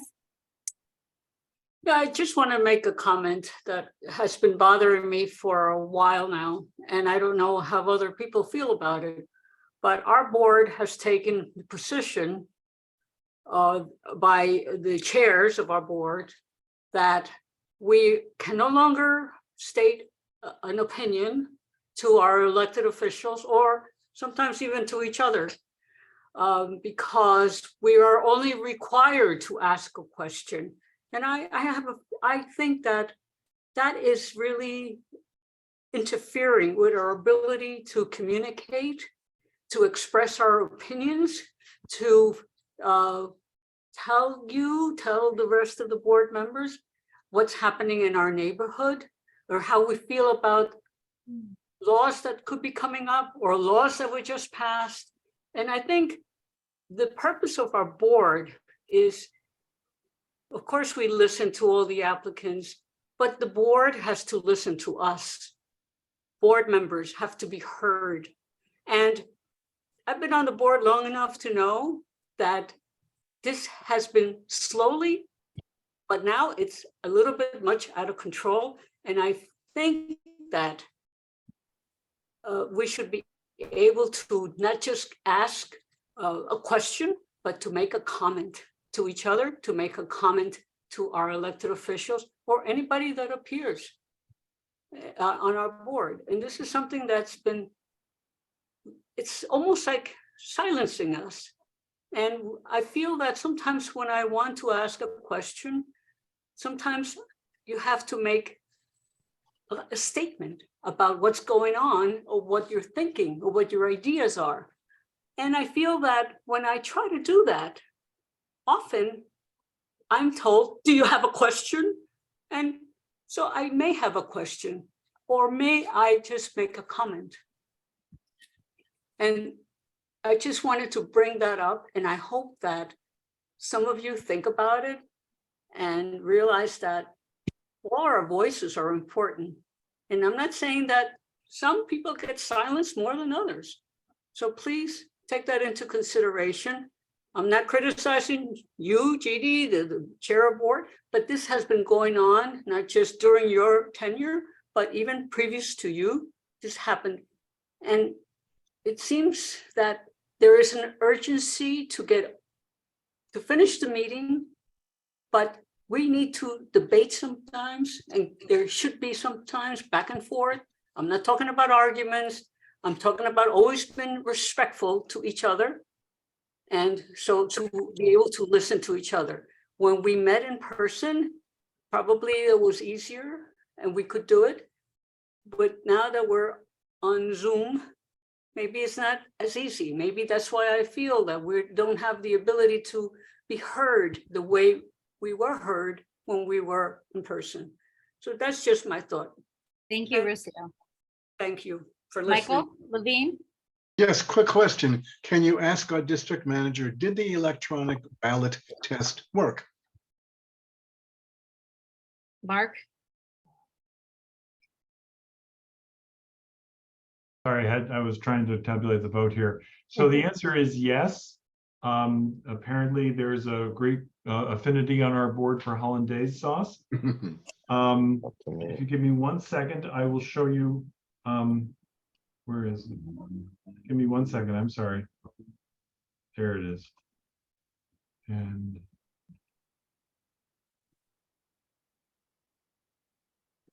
okay.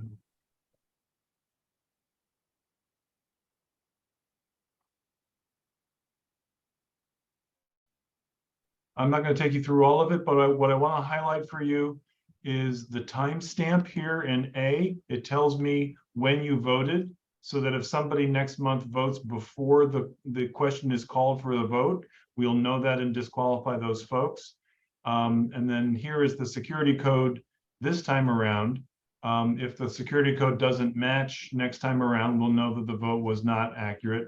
And we also are collecting the email addresses so we can compare them against the email addresses to whom we emailed the ballots. So these are your security to make sure that folks don't vote more than once, to make sure that every vote is counted.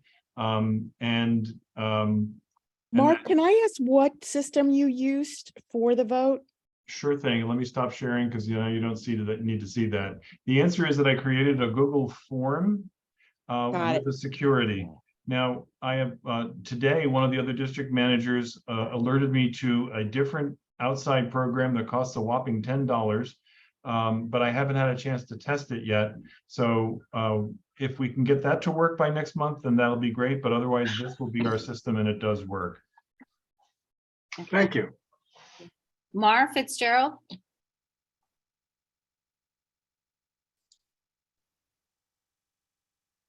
Mar. Sorry. Hi. Yeah, I wanted to say that I think that the new rules you guys are making are great. I often find in these meetings that, certain board members come. It's not about doing the business of the board. And that when people really weaponize their seat on the board to uplift their own concerns, as opposed to community concerns, right? Our job is to uplift and share the concerns of the community with the electeds, not our personal concerns. And when we're not efficient, when those, there's a barrage of questions every time and the meetings go long, that prevents the public from really participating. That prevents us actually being heard by the electeds, because it becomes a show.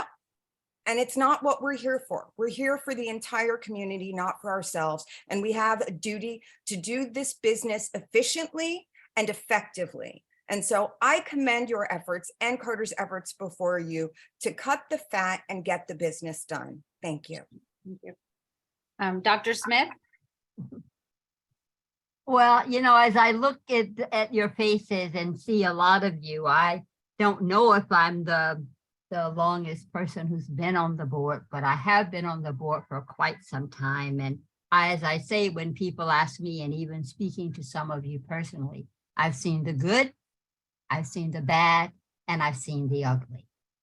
I think it's very important. And first I want to say to Rosia, I think sometimes it's courage that when you want to say what you really want to say, and we think a lot about diversity.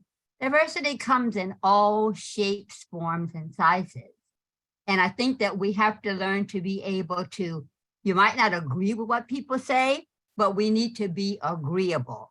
And I think it's important also we talk about, I've noticed lately, we talk about, the chair specifically talk about, setting a protocol to be kind to each